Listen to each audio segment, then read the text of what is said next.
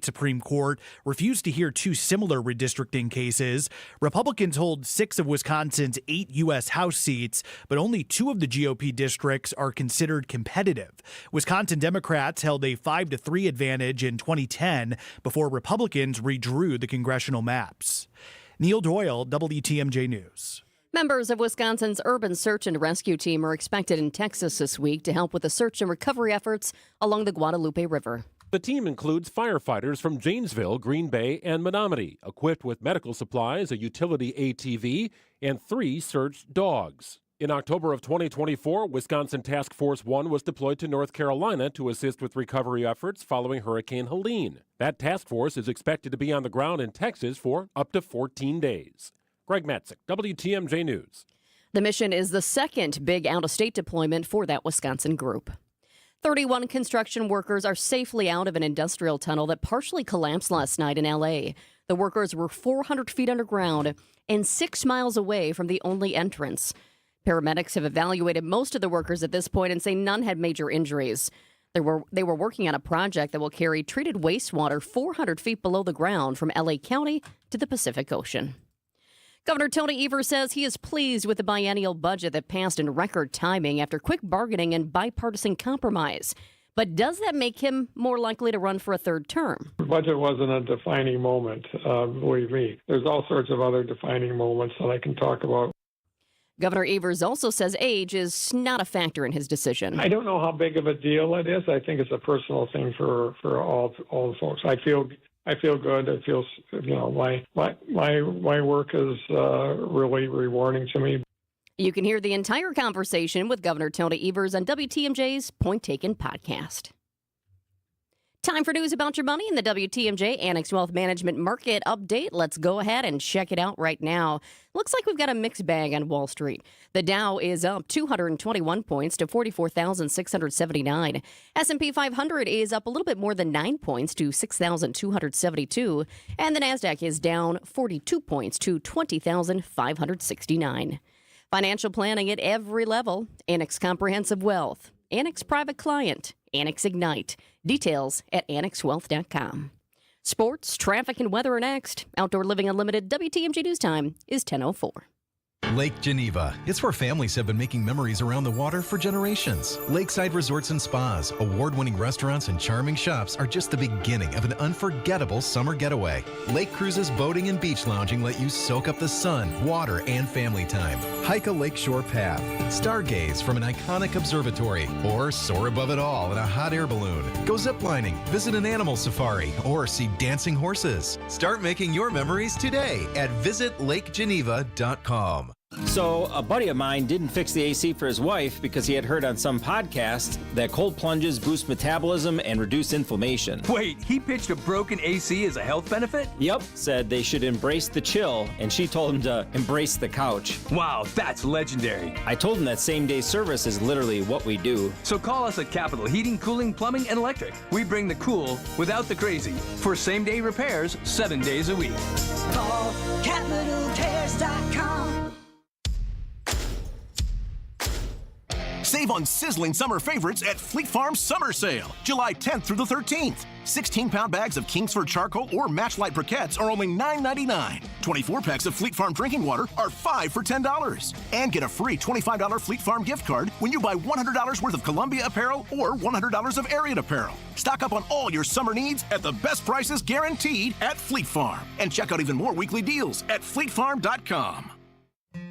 Church and Chapel Funeral Homes. Dignified services with less expensive fees compared to other fine funeral homes. Church and Chapel Funeral Homes. There's one near you.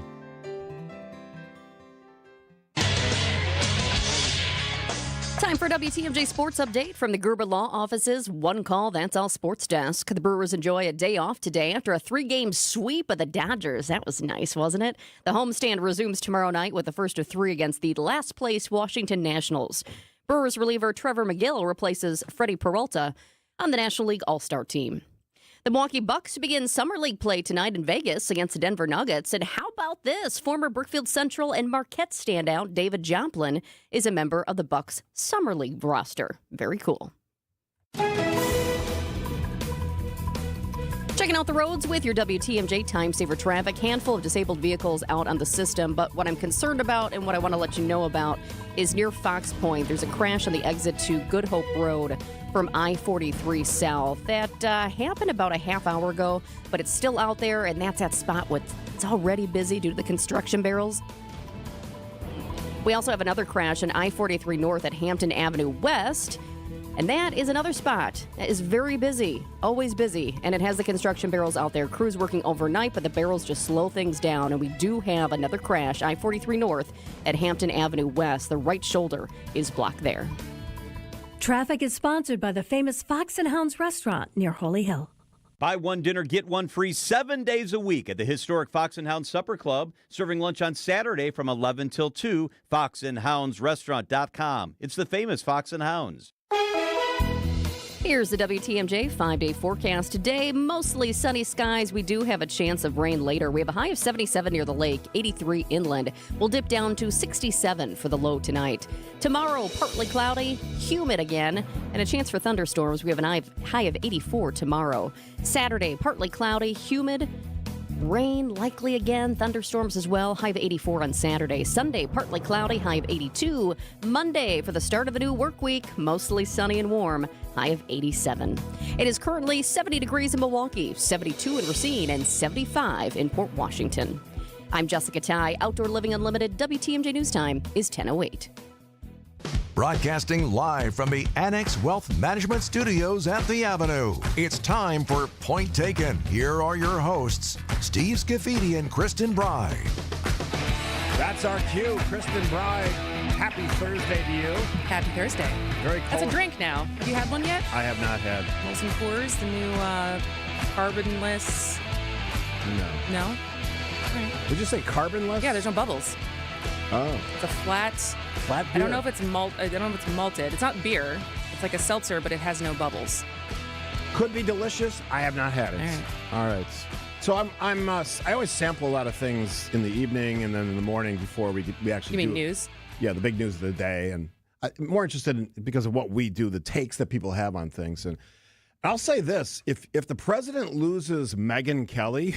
Oh, is she on this train now too? She's on it. Like this story with Jeffrey Epstein and the list, and the potential blackmail that may or may not have happened as a result of that list. This thing is sort of escalating out of control for the president. I agree, and because it's not that I would find myself very often on like MAGA right wing Twitter, Instagram, so whatever. And dumb. But it is really interesting to me that this was the line for a lot of them. But this happened on Tuesday as far as, obviously, the timeline was Sunday night. There was the memo. Yes.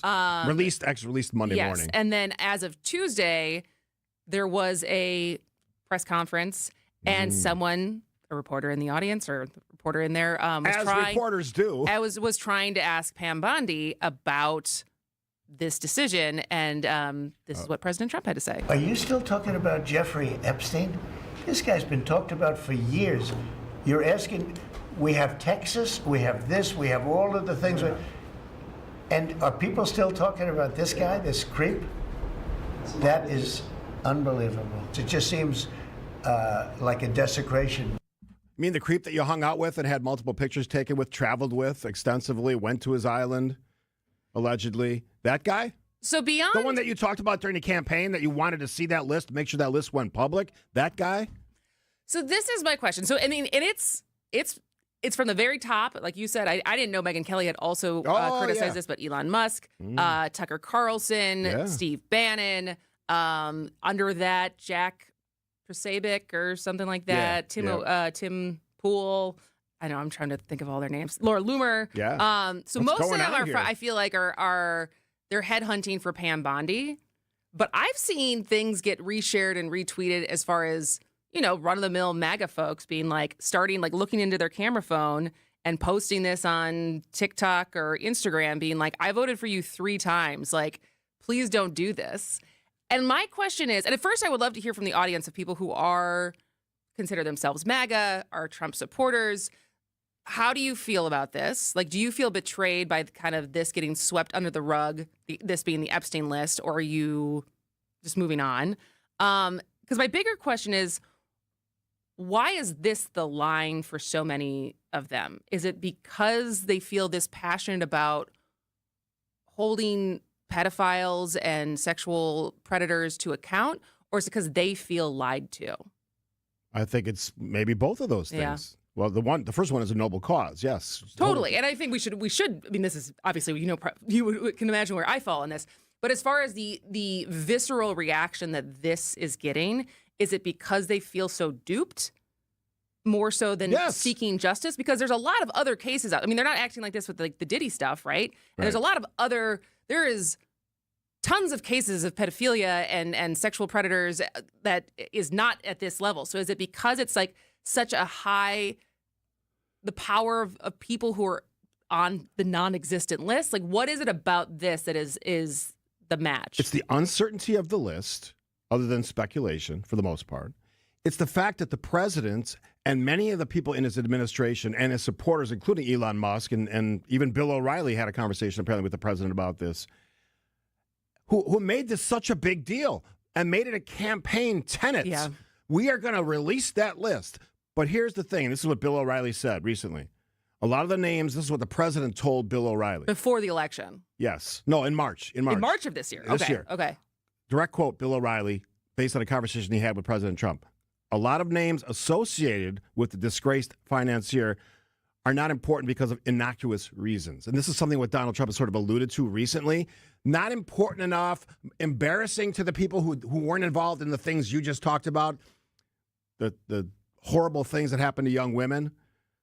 That is essentially the argument that the president and maybe some members of his administration, including Pam Bondi, are making is there's names on the list that shouldn't be dragged into the mud because they weren't involved in that piece. I'm not comfortable with that because you made such a big damn deal about this during the campaign. If there's a list, and I think there is, show us the list. Now you're saying Pam Bondi herself said there was a list not that long ago. And then, of course, in the new version of facts, there's no list. Both things can't be true at the same time. What's the truth? And I think when you start losing some of the Republican / conservative / MAGA influencers like Megyn Kelly, like some of the other people that are involved in this, it's not good news for the president.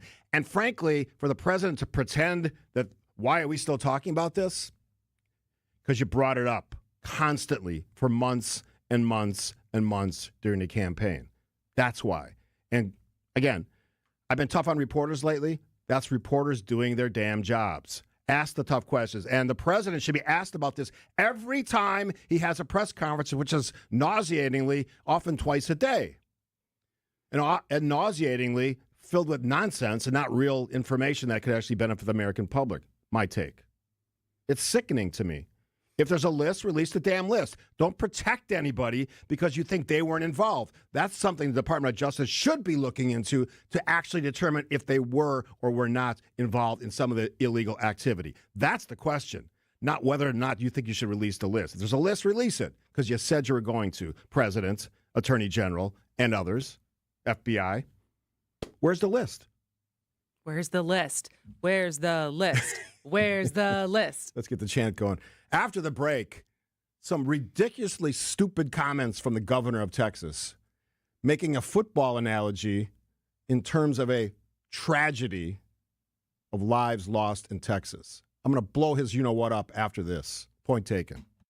Hey, WTMJ's John Mercure here. I hope you'll join me every Saturday at 1 o'clock for Experience Wisconsin. We check in with communities, people, events throughout Wisconsin. We're going to show you some really fun stuff. Romantic getaways, family fun ideas. We've got it covered for you from top to bottom. This week, a great show. The Marcus Center for the Performing Arts has a cool event coming up. Lake Geneva, one of the special parts of our state, will be featured, and also Lake Lawn Resort. It's Experience Wisconsin right here on WTMJ.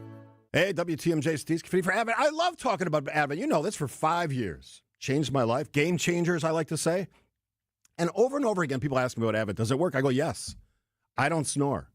I can sleep through the whole night. I don't interrupt my wife's sleeping. I don't know what the problem is, but you need to fix it. And the way you fix it, if you're having these sleep problems and breathing problems, is you go to Advent. And in a 30-minute visit, they will walk through all of this stuff for you. They'll add in, if you need it, a really simple sleep study at home in your own bed, by the way. They'll figure out your problem. For me, it was sinuses and nasal passage in my breathing triangle. We did a short procedure in office. Since that moment, breathing better than ever, and more importantly, sleeping through the whole night. If you struggle like I used to, take the time to see how Abbott can help you. Find out how breathing well and sleeping well can make your nights better. Go to adventknows.com. Adventknows.com. Schedule an appointment today because Advent knows when you breathe well, you live better.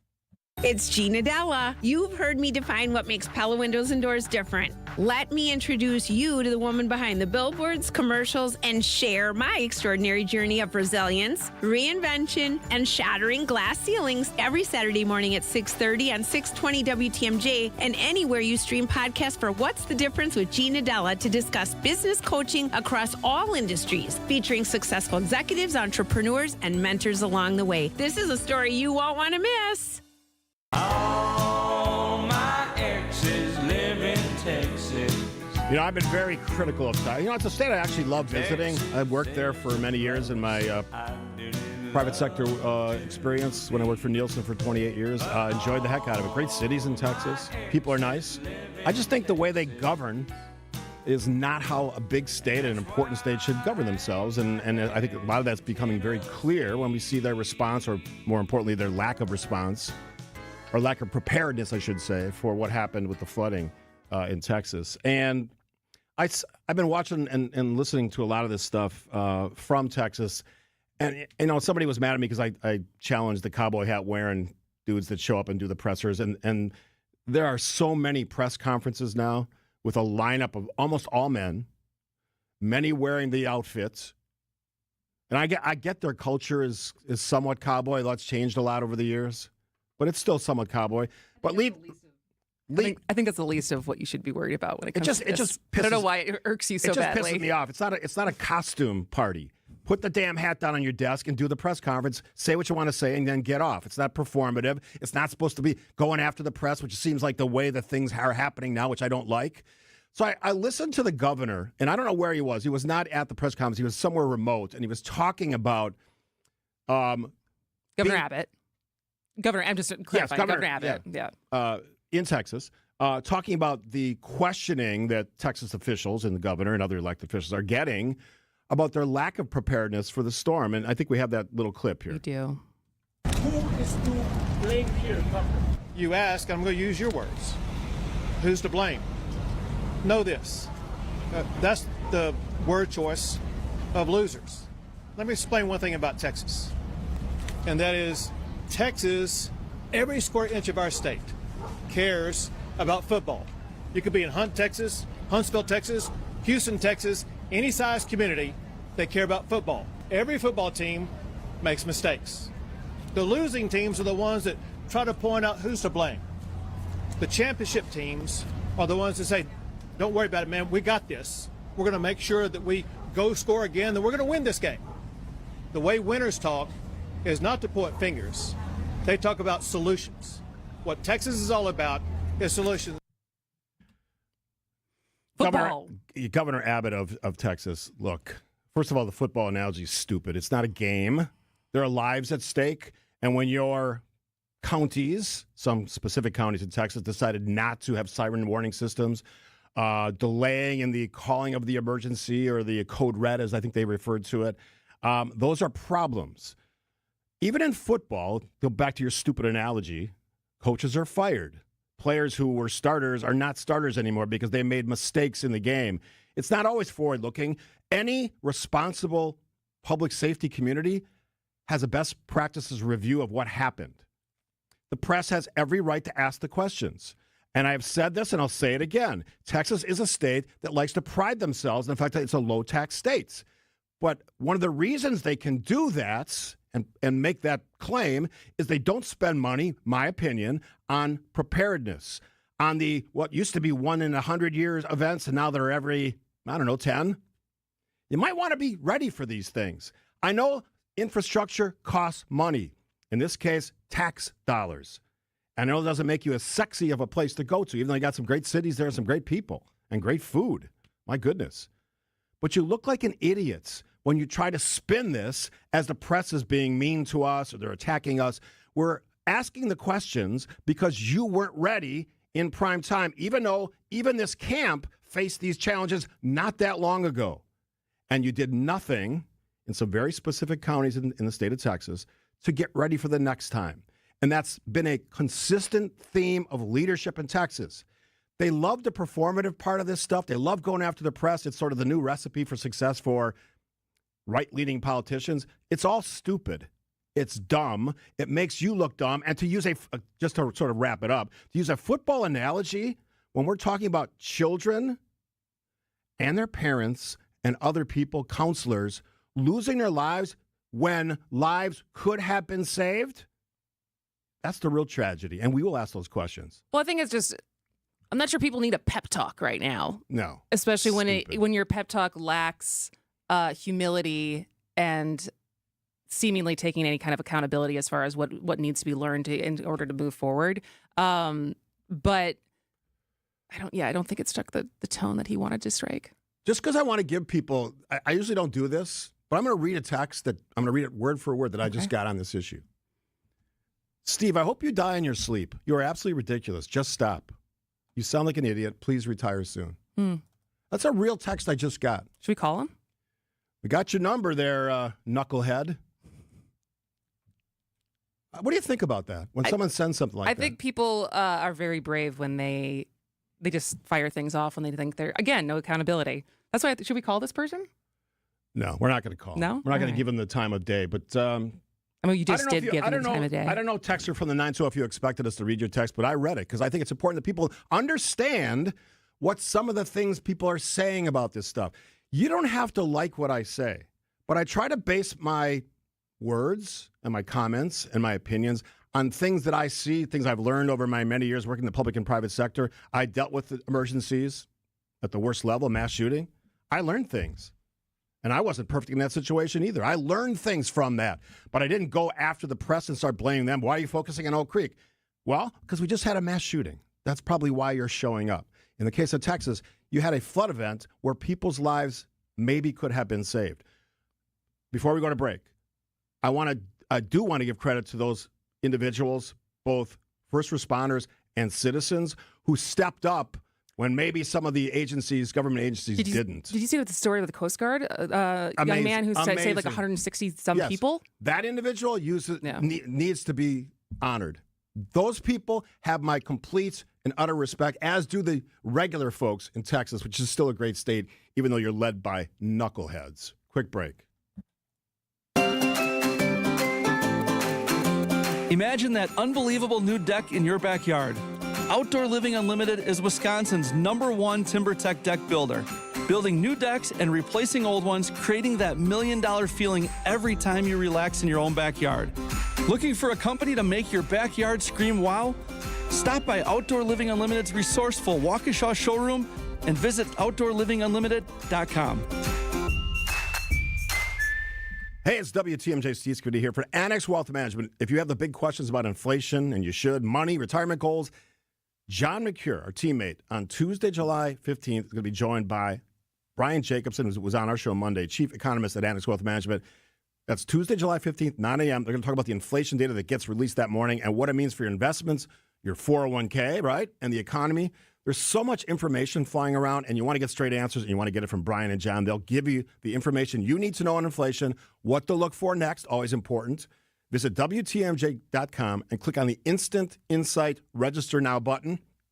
Or you go to AnnexWealth.com, which is a great website for all your financial planning needs. That's Tuesday, July 15th at 9 a.m. with John McCure and Brian Jacobson. I've been involved with these things. I got another one coming up, I think July 30th. Register today. They fill up. Lots of people tune in for those. Don't miss it. John and Brian, instant analysis on the inflation data. They'll answer your questions, which is really cool, and explains what it all means to you and your money. Visit WTMG.com, Instant Insight button, or check it out at AnnexWealth.com, Tuesday, July 15th, 9 a.m. Don't miss it. Save on the best quality furniture and mattresses during the July Independence Day sale at Ken Michaels Furniture. With major discounts from our premier suppliers, you will save big on top brands like Bradington Young, made in the foothills of the Great Smoky Mountains. Bradington Young is known for its fine quality leather upholstery. Fjords brings you modern Scandinavian design recliners and sofas ergonomically engineered for more hip and back support. Norwalk, with American roots that go back over 100 years, specializes in making furniture just for you. Choose the piece, style, fabric, or leather you want, and in just 35 days, we'll deliver your new sofa, chair, or sectional. In-stock or special orders are all sale priced. Need a little help putting it all together? At Ken Michaels Furniture, our design staff is ready to help you with your purchases, and it's free. Stop in today and save now during the Independence Day sale at Ken Michaels Furniture on Capitol Drive in Brookfield, Highway 100 in Greenfield, or our downtown Mattress Factory showroom. It's WTMJ's Debbie Lazaga for Comfort Awnings. This summer, I'm getting relief from the hot sun whenever I need it with my motorized retractable awning from Comfort Awnings. Sensors are also available that detect strong wind and rain to extend or retract your awning. They even protect against UV radiation so you can safely enjoy the outdoors all summer long. Family owned and located in Burlington, Comfort Awnings expertly installs custom awnings that fit your home and style. Right now, you can receive $250 off all awnings and screens. Call 414-AWNINGS or visit comfortawnings.com.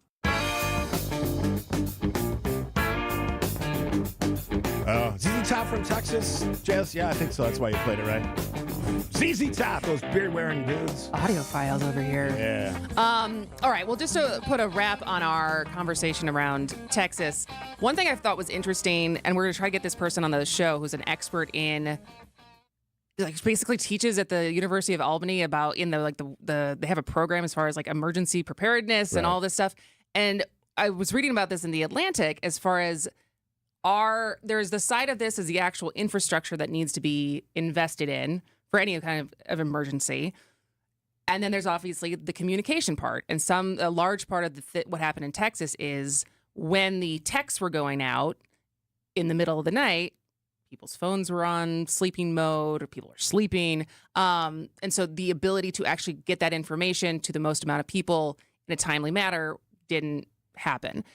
But specifically, there's something called alert fatigue, which I was unfamiliar with as far as the social psychology behind as humans, how seriously we take the warnings that we get. Because we talk about this every time there's a hurricane in, the hurricane alley, right? As far as people getting the information and choosing to stay for a variety of reasons. Either they think it's not going to be that serious.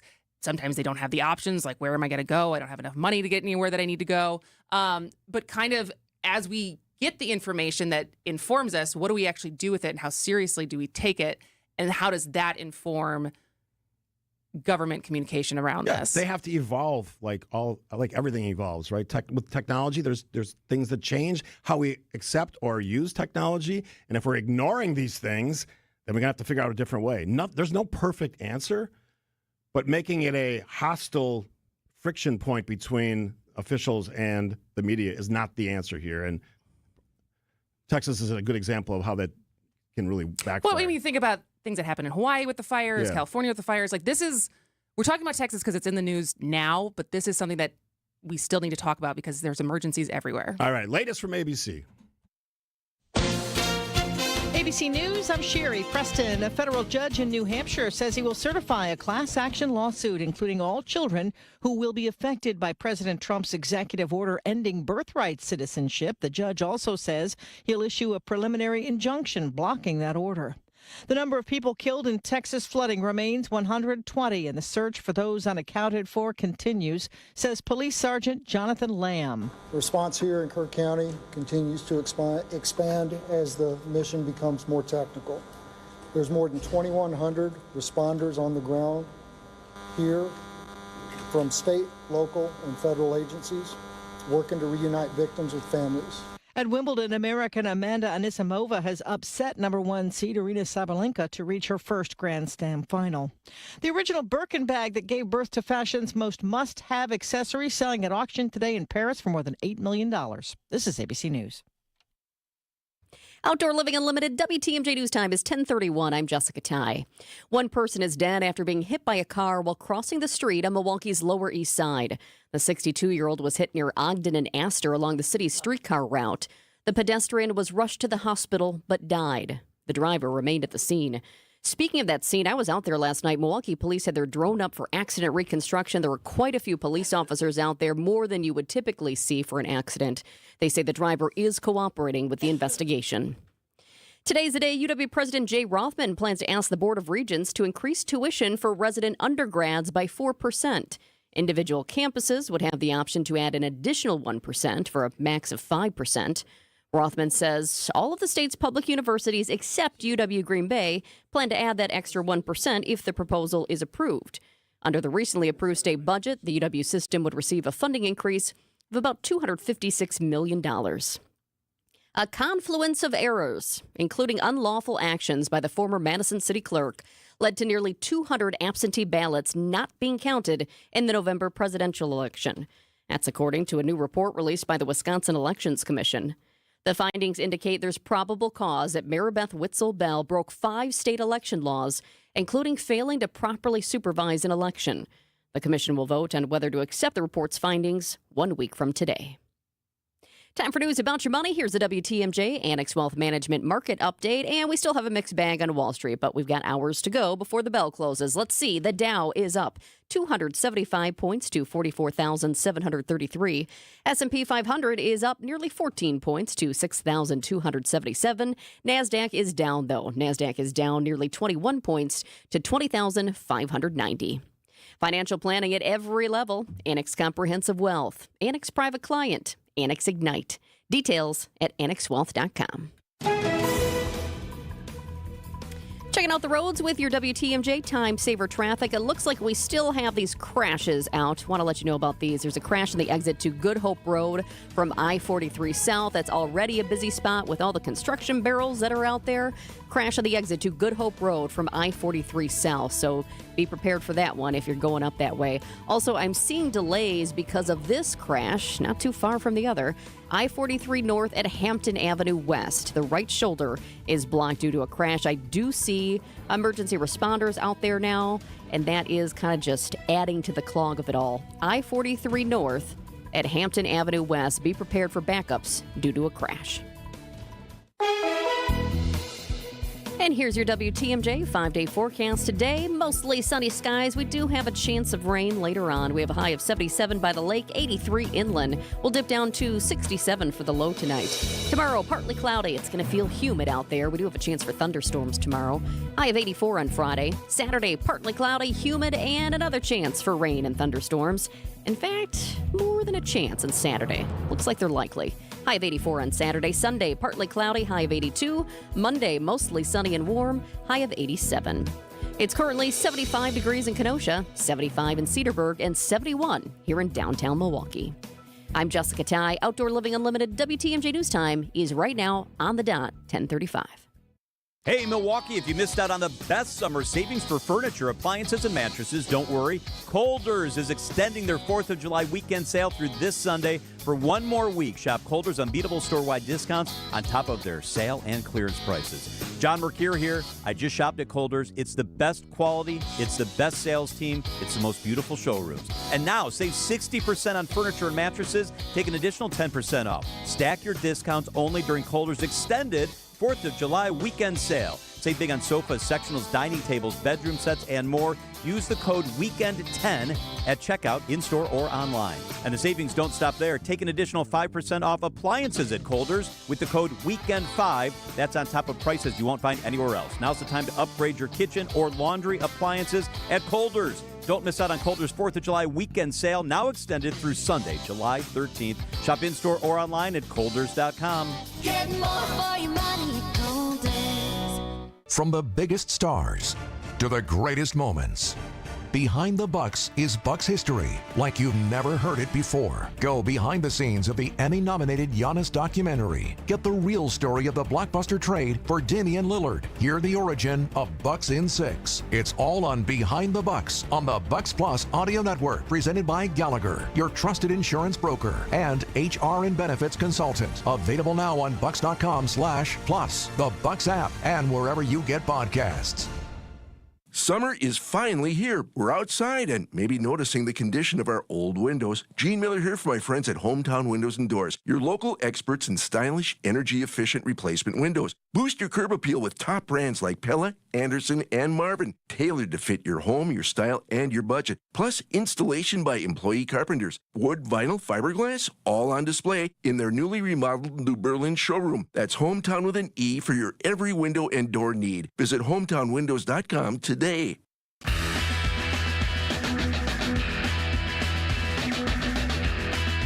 Welcome back to Point Taken. I am Kristin Brey. He is Steve Scaffidi. And earlier this week, you may have heard that the Wisconsin Supreme Court ruled that a Republican-controlled legislative committee, their rejection of a state agency rule that would have banned the practice of conversion therapy, was unconstitutional. So this has now cleared the way for the state to institute that ban. But while conversion therapy obviously is the main headline of that, a very controversial practice, people have very strong opinions about that. This ruling is a lot more far-reaching than just conversion therapy. So joining us now to explain what this means, how we got here, is Derek Klinger, who is a senior counsel with the State Democracy Research Initiative at the University of Wisconsin Law School, which is a nonpartisan organization that fosters academic research on state-level democracy issues. And we should mention that your organization filed an amicus brief on behalf of the group of law professors who sided with Evers on this case. So you're very, very familiar with the case. Welcome to the show, Derek. Thank you, Chris. It's great to be here. So can you just remind us, like, some of the major plot points of how we got here of this case? Yeah, I mean, so I guess broadly, the court held that 5 statutes permitting this legislative committee to pause, to object to, or even suspend administrative rules for different periods of time, but really collectively, almost permanently or indefinitely, violated the state constitution's required lawmaking procedures. And as you mentioned, this came out of the governor's efforts to implement agency rules that would ban social workers, marriage counselors, and family therapists from using this conversion therapy practice. And there was also another rule at issue that would update the state's commercial building code. If you sort of focus on the conversion therapy ban, that was first proposed in 2019, but because of these statutes at issue, this small 10-member legislative committee could essentially block the rule from ever going into effect. So, I mean, just to be clear, the committee eventually did stop blocking the rule, and it actually took effect in April 2024 after the lawsuit was filed. But there remained a threat that the committee could suspend the rule again, really at any time. And so with this decision, that threat goes away. Outside of the conversion therapy subject of this case, have there been challenges like this before? What was the precedent on sort of this weird, back and forth between the legislature and the committee and the governor's powers? Yes. So this is not the first time a question like this has gone before the Supreme Court. Earlier versions of these powers have been decided by the court once in the early 1990s, and then again by like 5-6 years ago. And the court upheld those powers at the time. But what's happened is that just over the years, these powers held by the legislature have grown and grown, and really this committee has taken them to their max. They've really used everything in their toolbox to delay these rules. And so this time around, the facts were a little different, just in how kind of extreme they went with it. And what happened is the court overruled those prior decisions and declaring these laws unconstitutional. In layman's terms, is that sort of an end run around the governor's powers? Is that what's happening, or what was happening? That's a good way of thinking about it. Yeah, it's also, I mean, it's an end run about the governor. It's also an end run about around the full legislature. If you think of your kind of Schoolhouse Rock version of lawmaking, a bill has to go through both chambers of the legislature, and then it goes to the governor for his signature or veto, and the legislature can override that. What these powers did is it put kind of the final decision authority in the hands of this small 10-member committee. And so it kind of cut out the rest of the legislature and also cut out the governor. So what's now with this ruling, what is the division of powers as far as what this 10-person, any I guess 10-person committee could do versus what they can't do? Yeah, so the committee will still have kind of your general oversight powers that the legislatures always have. I mean, probably the most significant of which is holding hearings and kind of doing a subpoena power. And then the legislature still has its budget authority. So I imagine we're still going to see these disputes play out. Just kind of they'll go through different powers. It's just now that the committee won't be able to kind of single-handedly block these rules. But the legislature as a whole could always pass a law trying to block the rules. But of course, that would require the governor's agreement. Right. Derek Klinger joining us from the State Democracy Research Initiative at the University of Wisconsin Law School. I was having a conversation away from the show last night with one of my conservative friends. They're very concerned about this ruling from the Wisconsin State Supreme Court. Is this is a serious question, is this a partisan argument, or is there a strong legal basis for what the Wisconsin Supreme Court decided this week? I would say more of the latter. I really don't think it's a partisan decision. There's really two things that come to mind. First, and I cannot emphasize this enough, that what the legislature was doing here by giving a small committee so much power is just so kind of unusual and out of step with how this is done in other states. Most states do not give this kind of power to a small committee, and a handful do, but in those instances, there's actually express authorization for it in their state constitution. But nothing like that exists in Wisconsin. And so what you're left with is Wisconsin was really an outlier in how it approached this issue. And the second point is, while the majority of the court does consist of justices backed by the Democratic Party, I just don't, I guess, backing up, this decision really is in line with how, other state courts have dealt with this. This is not the first state to deal with this issue. And virtually every state court to consider this issue has come out in this direction. And in addition to that, even the U.S. Supreme Court has said that the Congress can't do this at the federal level. So really the decision is very much in line with how other jurisdictions have approached the issue. Does this change anything retroactively? Was there anything else that the committee had vetoed that was an agency decision that this goes back and changes, or is it something that has to be kind of reissued and relitigated? It's a good question. I think maybe this other rule that was at issue, the commercial building code, I think that was still blocked as of yesterday or as 2 days ago. I suppose that block will go away, and that rule will probably take effect. I'm not aware of any other rules that have still been indefinitely blocked, but it just is something that kind of looms over the administrative rulemaking process. And so I think with this threat taken away, maybe perhaps the governor's administration might pursue some policies that maybe they hadn't before. I'm not sure though. I've not heard them say anything. Totally understandable. All right, Derek Klinger is a senior counsel with the State Democracy Research Initiative. Thank you so much for joining us today. Thank you. All right, the time is 10:45 on Point Taken. Restaurant prices are soaring, but not at the Mine Shaft restaurant in Hartford. WTMJ's John Mercure here. Every Thursday, when you buy one pizza, you get a second pizza free. So don't turn on your oven today. Enjoy a free pizza at the Mine Shaft. Buy one pizza, get one free. Buy 5, get 5 free pizzas. You want 100 pizzas? You'll get 100 free pizzas. Any size, any quantity. Coaches, bring in your soccer and baseball team for free pizza. Your players will love that huge game room. It's super affordable team bonding. Bring in pizza today for your hardworking employees. Order now and pick up your free pizza shortly. They will appreciate you.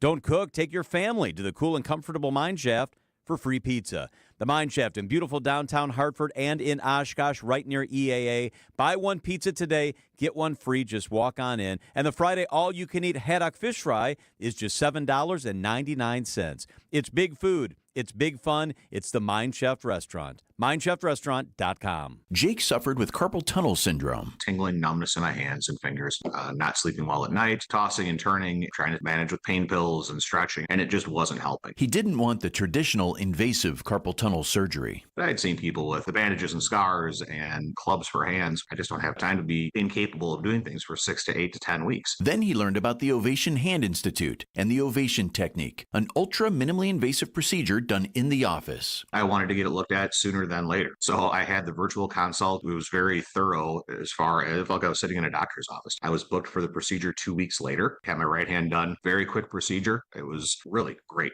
That very night when I went home, it was the first time in probably 3 months my hand did not wake me up. Book an appointment with the Ovation Hand Institute and find out if you're a candidate for the Ovation Technique. Probably the most surprising thing was how quickly I was able to do things again. I'm cooking dinner, I'm doing yard work and all that kind of stuff the next day. Visit ovationhand.com. ovationhand.com. Accunet Mortgage is an equal housing lender. NMLS ID 255368. Steve and Ashley heard our radio ads over the years, and when it came time to buy their first home, they clicked on the blue button. We sent them a credit-verified pre-approval the same day and upgraded to a rock-solid, fully verified and guaranteed pre-approval shortly thereafter. We also let them know about Accunet's property-specific pre-approval, where we might be able to include those magic words, no appraisal required.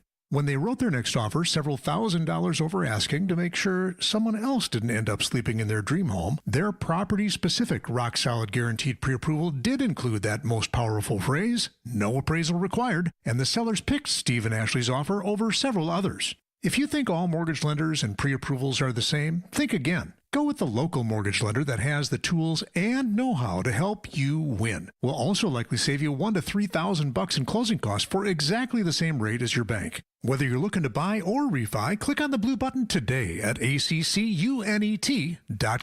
Flooring, carpeting, bath, or kitchen remodeling. Adair is the name Milwaukee has trusted for 65 years. This is Rob Adair. Ready to remodel? Give us a call, 761-3660. Get personal care from Adair, South 27th in Franklin. You know, it's summer, Kristin Brey. I feel like I've heard you talk specifically about this topic? Teenagers having jobs. Yeah, I'm a big fan of that because I started working very young, worked on a farm. And so how do you Grocery feel learning that there's a lot of teenagers who are trying to get jobs who have not been able to find them? The most recent data from the Bureau of Labor Statistics found that 34.5% of teens were working or looking for jobs. And so it's a 15-year low as far as the number of new summer jobs for 16 to 19-year-olds. I guess I'm not surprised because there's a lot of uncertainty in the manufacturing community, the retail community, the restaurant community. I love this quote, though, one of the economists said in the article that we're referring to. It's from Morning Brew. Yeah, called the under 20 hiring issue.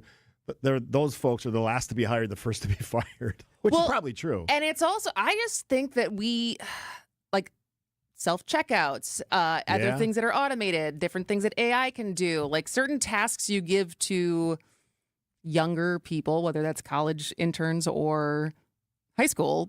What was jobs. your teen job? Did you have a teen job? I worked at a retail store. I mean, I was also an actor. Like, I made some money from doing that. How about that? But yeah, I worked at my first job was working at a high-end baby boutique.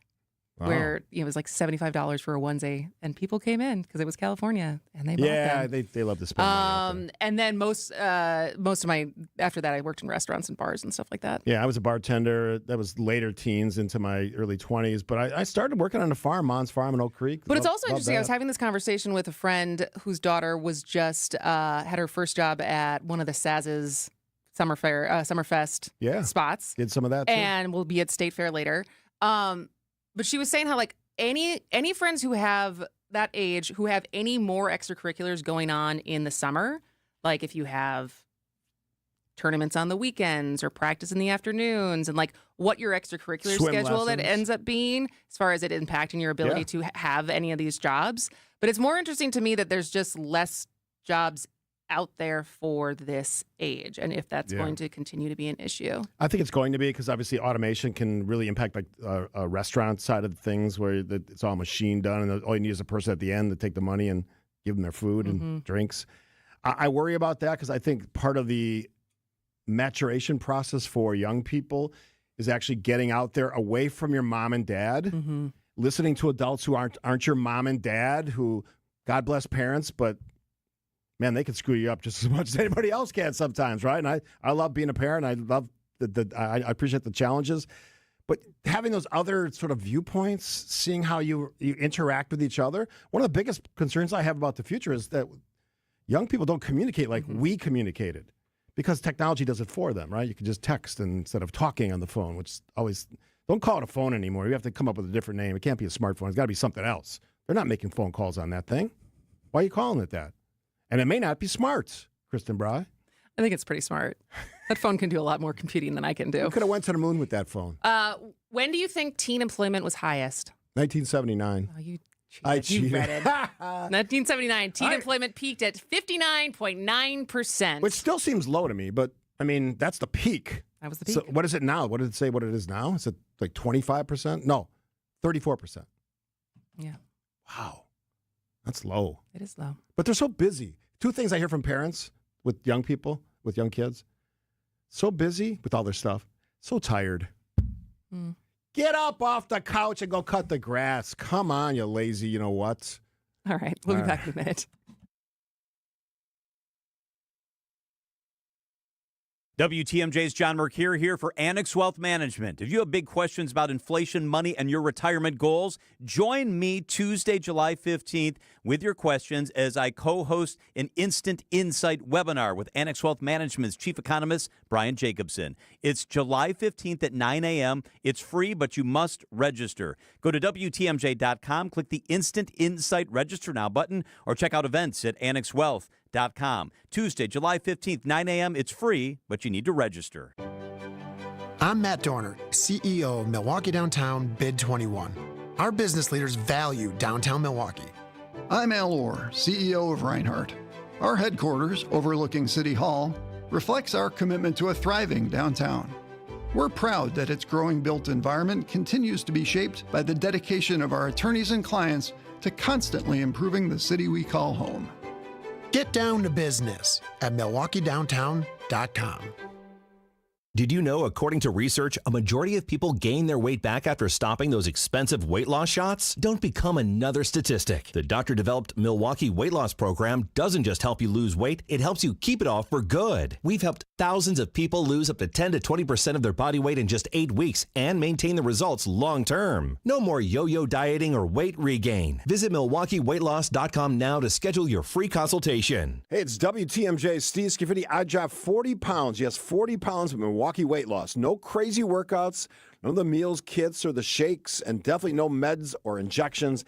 They helped reset my metabolism, and the weight's actually stayed off now for 6 months. It's been a game changer for me. Many patients lose 20 to 30 pounds in a month or two.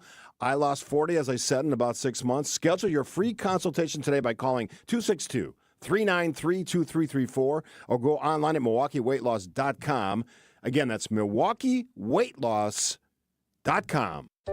At Hazelden Betty Ford, treating mental health isn't just about breaking old patterns, it's about braving new ones. As the leader in alcohol and drug treatment for 75 years, we know caring for addiction, anxiety, depression, and trauma goes hand in hand. We're here for you with new tools when life breaks down. Discover your path to better mental health at hazeldenbettyford.org/Wisconsin. Sponsored by Hazelden Betty Ford Foundation. Nothing makes a gathering great like Eggland's best eggs. They're just so delicious with better nutrition, too. For us, it's eggs any style, as long as they're the best. Eggland's best. Are you tired of being tired? Go to AdventKnows.com. Tune in to Wisconsin's Midday News with Greg Matzik and Jessica Ty. From Maine Jones, the man charged with shooting 2 of our Milwaukee police officers, ultimately killing one of them. Bringing you the latest in news, sports, traffic, and weather. The Bucs are hanging on to a couple of players from last year. Gary Trent Jr. is back on a modest deal. He was a very good player. Torian Prince will be back. Pat Connaughton is going to be traded to the Hornets, according to multiple reports. Only on WTMJ. WTMJ, W277CV, and WKTI HD2 Milwaukee from the Annex Wealth Management Studios. This is News Radio WTMJ, a Good Karma brand station. Tammy. Oh, why are we playing that song? Because junior senator from Wisconsin, Tammy Ball, was supposed to be on our program, our great program at 11:08. 11:08. Yeah, too busy apparently. She's got a big job. You know, I used to Apparently, play. I don't know what they're voting on right now that she's on the floor. I don't know. I used to play that song whenever I talk about her. I just thought it was a fun song. It's a very old song. Is that Doris Day? Who is that? Jazz, who is that? Jazz is working on something else. She's apparently very busy back there. Not even listening to the show. Big day for us. Big day for us. Yeah. It's podcast day. It is. You need to listen. Episode 13. 13. Lucky 13. Hitting the Paywall is the name of the podcast. I think this is one that we had disagreement on. Mm-hmm. I don't like the fact that people are using the paywall as an excuse not to consume real news. But that's a leap.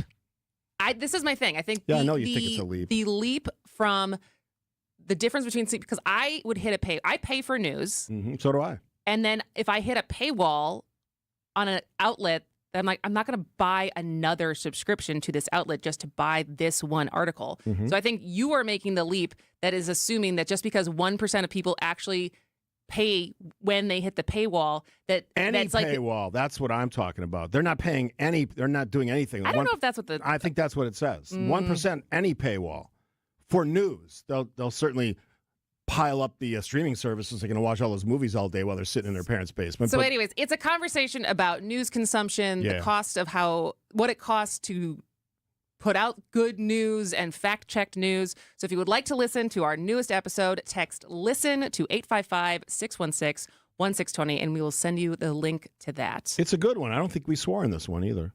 I think you did. Oh, I did? Yeah. Really? How about Tony swearing yesterday? Yeah. Yeah. Did the audience catch that? I think it depends on how you were listening. If you were streaming it, you heard- certainly did. If you were listening to it on the radio, I think we hit the dump button. Look at you on a first-name basis with the governor. All right, news is next on 620 WTMJ.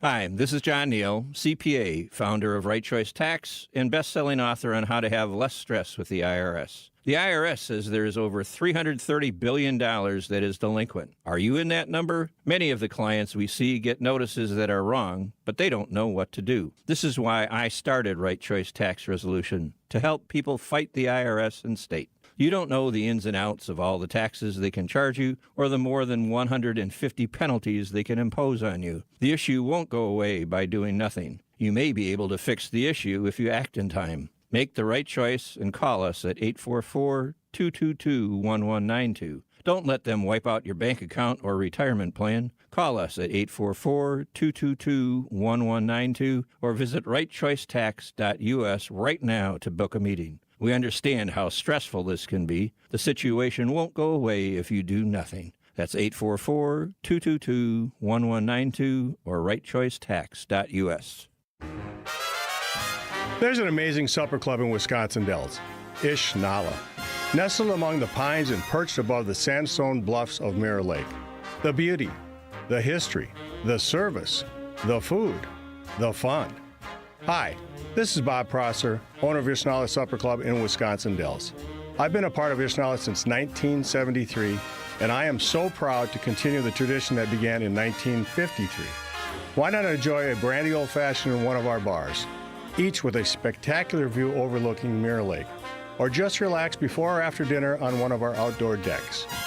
Our Ish Nala chefs have prepared your favorites: 24-ounce ribeye, cold water lobster tails, North Atlantic salmon, and of course, Ish Nala's roast duck. Thank you for making Ish Nala Wisconsin's favorite supper club, where the only thing we overlook is Mirror Lake. I'm Bob Prosser, and I want to serve you. Hi, this is Jeff Levering with the Brewers Radio Network. Ridgetop Exteriors, Wisconsin's trusted name in home improvement, does more than just top-quality roofing. They're your go-to for maintenance-free siding and energy-efficient windows, too. Ridgetop has expert credentials with leading manufacturers like Pella, James Hardie, and LP Smart Siding. For over 20 years, they delivered exceptional craftsmanship and service. Call Ridgetop Exteriors today or visit ridgetopexteriors.com. Ridgetop Exteriors, where customer service always comes first. Ridgetop Exteriors. We see you out there, making the most of every moment, one big, bright idea at a time. At Blaine's, we're glad to be part of it by offering best-in-class products and solutions at unbeatable farm and fleet prices, like $70 off a Milwaukee grease gun kit, select 3M Filtrete furnace filters, $9.99, 20% off all dog and cat toys. Plus, rewards members get free same-day delivery on pet orders of $49 or more. Find value on the things you value. Blaine's Farm and Fleet. Be an original. Stay up to date with your trusted and relevant source in news, sports, traffic, and weather. We are Wisconsin's radio station. News Radio 620, WTMJ, Milwaukee. At 11:01, it's 71 degrees. Today, mostly sunny to partly cloudy and a chance of rain late with a high of 83. From the WTMJ Breaking News Center, I'm Tiff Pua. The bureau director of the Wisconsin State Patrol and his wife are dead after a shooting in their home. David and Teresa Pabst were found dead in their Middleton home Tuesday morning by a family member. Authorities determined their son, 25-year-old James Pabst, shot the two and then fled the scene. Pabst was later approached by deputies on Highway 14 near Viroqua in Vernon County. After an hour without a response to commands, law enforcement approached the car and determined Pabst had died by suicide. The Dane County Executive's office says the gun used in the shooting was legally purchased. Adam Roberts, WTMJ News. The Wisconsin Elections Commission says a former Madison clerk broke multiple laws last November. An investigation led by the commission found probable cause that Madison City Clerk Maribeth Witzelbell broke 5 state election laws, including failing to properly supervise an election and failing to provide information to poll workers and the Municipal Board of Canvassers. What the commission calls a confluence of errors led to nearly 200 absentee ballots not being counted in the November presidential election. The commission will vote on whether to accept the report's findings on July 17th. Jessica Gatso, WTMJ News.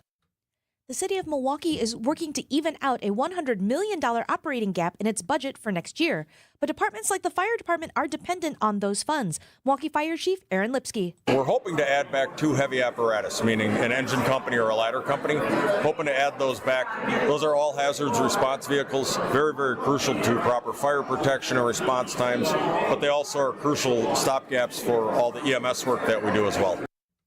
Chief Lipsky is also hoping for an additional $21,000 to hire 61 firefighters.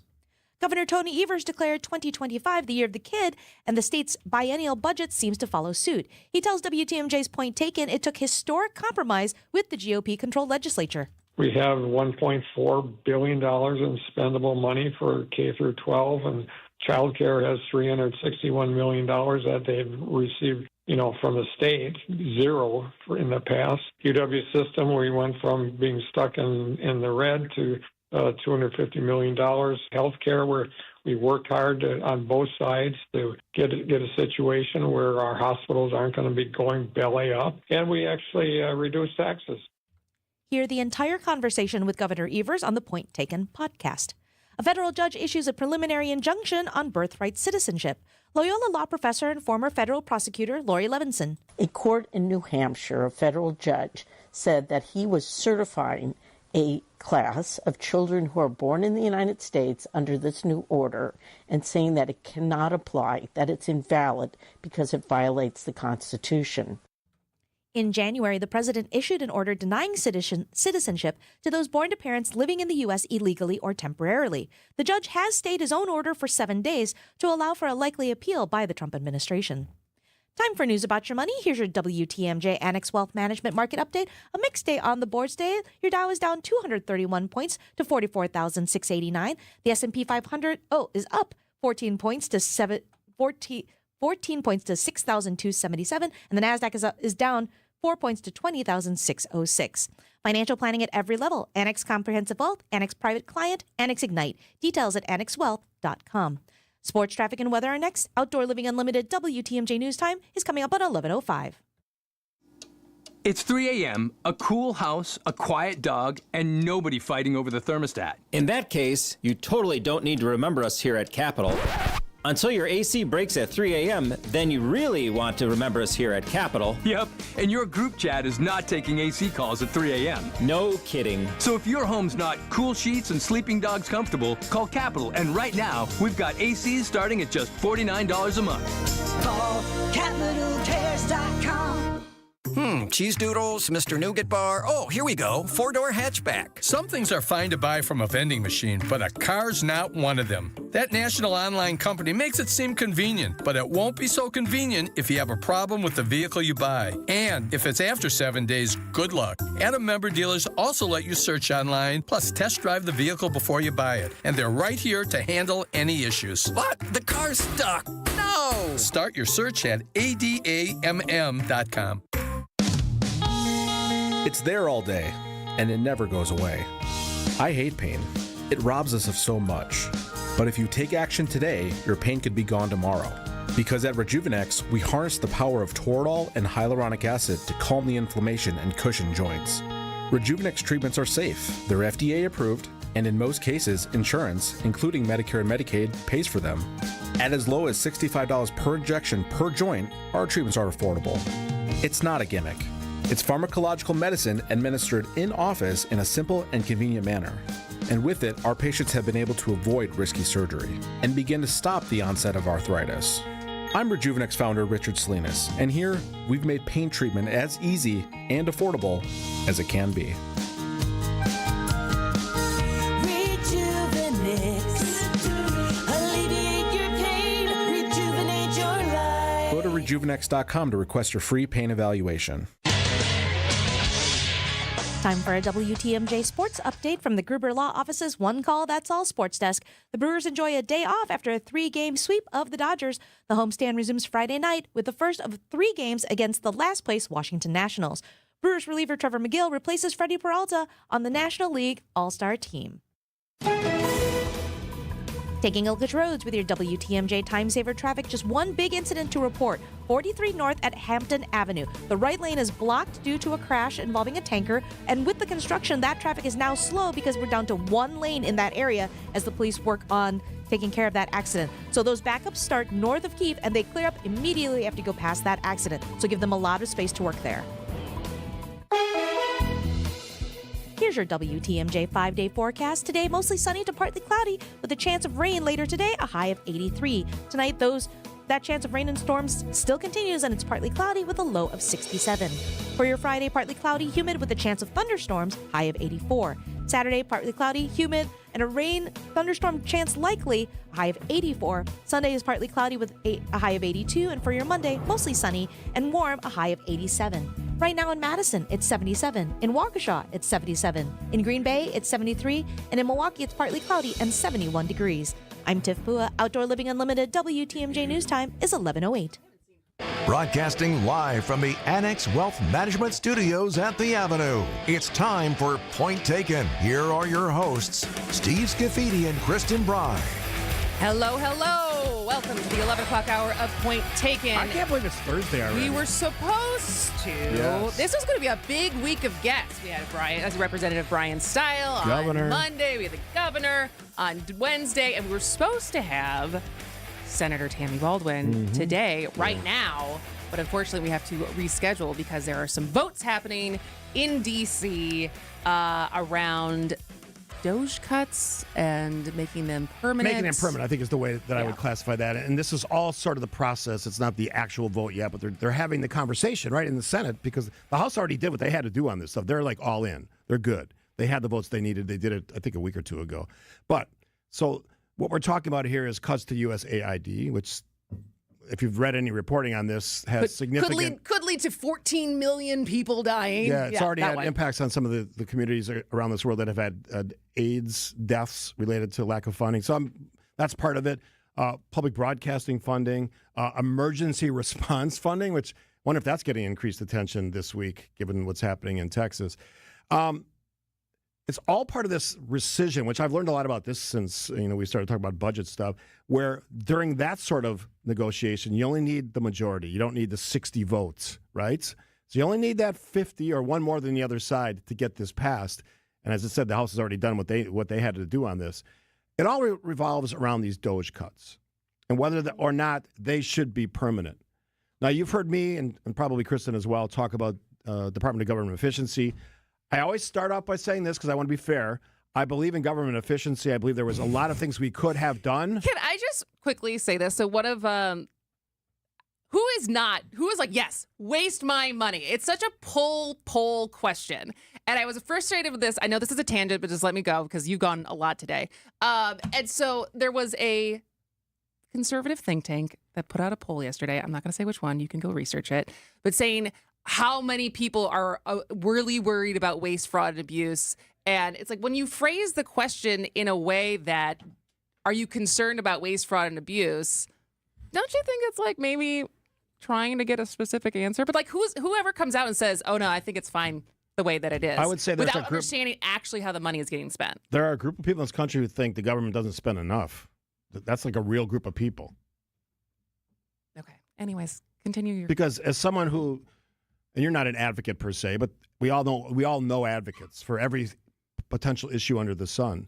They always argue, we need more funding for this. But they're not saying, I want you to waste more money. They're trying to make the argument that money is needed so schools don't shut down, so we have infrastructure for certain things so emergencies don't happen. Like, they're arguing that this money needs to go to something that is for a public good, not to waste the money.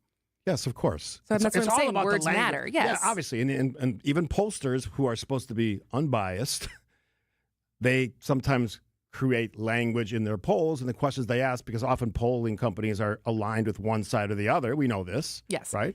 Anyways, you were prefacing how much you are for getting rid of waste. Yeah, it has to be done in the right way.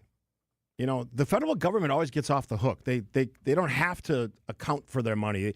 They're really good at adding programs, adding cost, but never going back and reviewing what they've done. So we have layer upon layer, years upon years, decade after decade of increased funding for some things that maybe we don't need to fund like that anymore. Maybe we should move those funds in a different direction.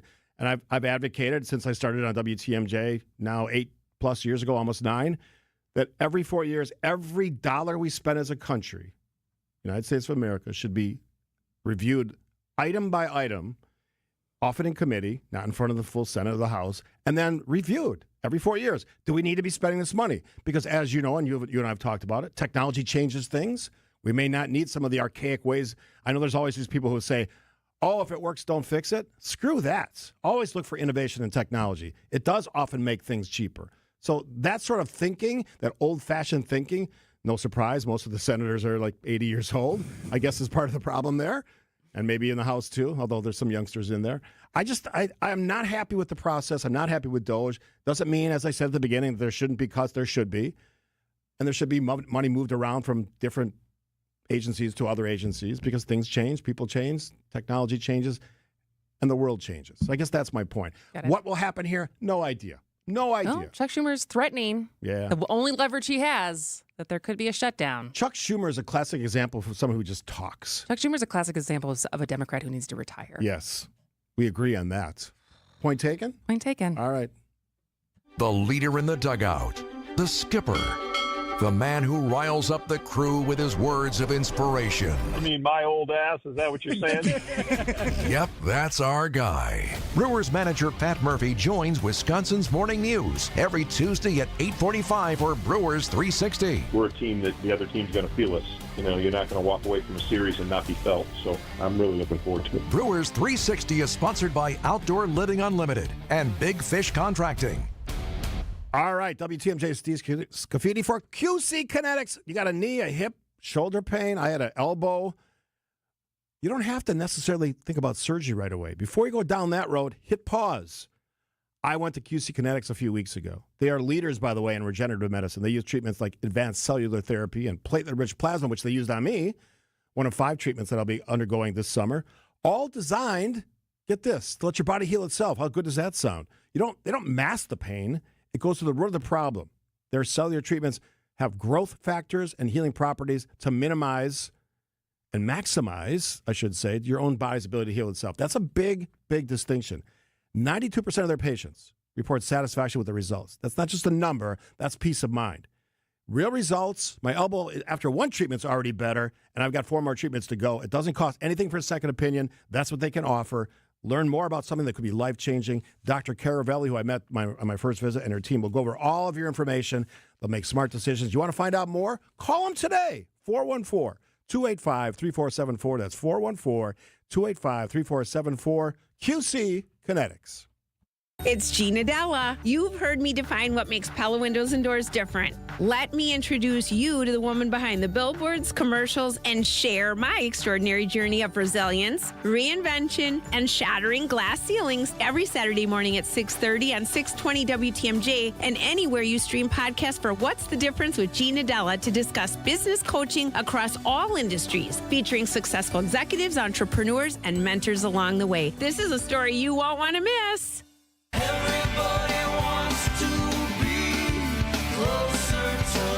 Just like that, we're back with Jeremy Janine Urban. Milwaukee.com is where you can find his great work. I always love these visits because it sort of brings us back to where we sit, which is in downtown Milwaukee, beautiful city of Milwaukee.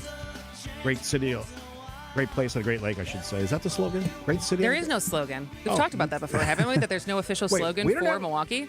Seriously? There is no official slogan. Great place on a great lake was a slogan that was bandied about it sometime. Maybe when we solve the flag, we can. I was going to say, what's more important right now, a slogan or a flag? The next committee will decide the slogan after the flag. You know, Oak Creek many years ago, I don't know if you know, I was mayor there. We were tossing. Yeah, all you out there, have a shot on me. We were tossing around the idea of a slogan, hours of conversation. I go, screw the slogan. We don't need a slogan. Let's just have a good city. And that was it. That's my legacy. All right, you two talk.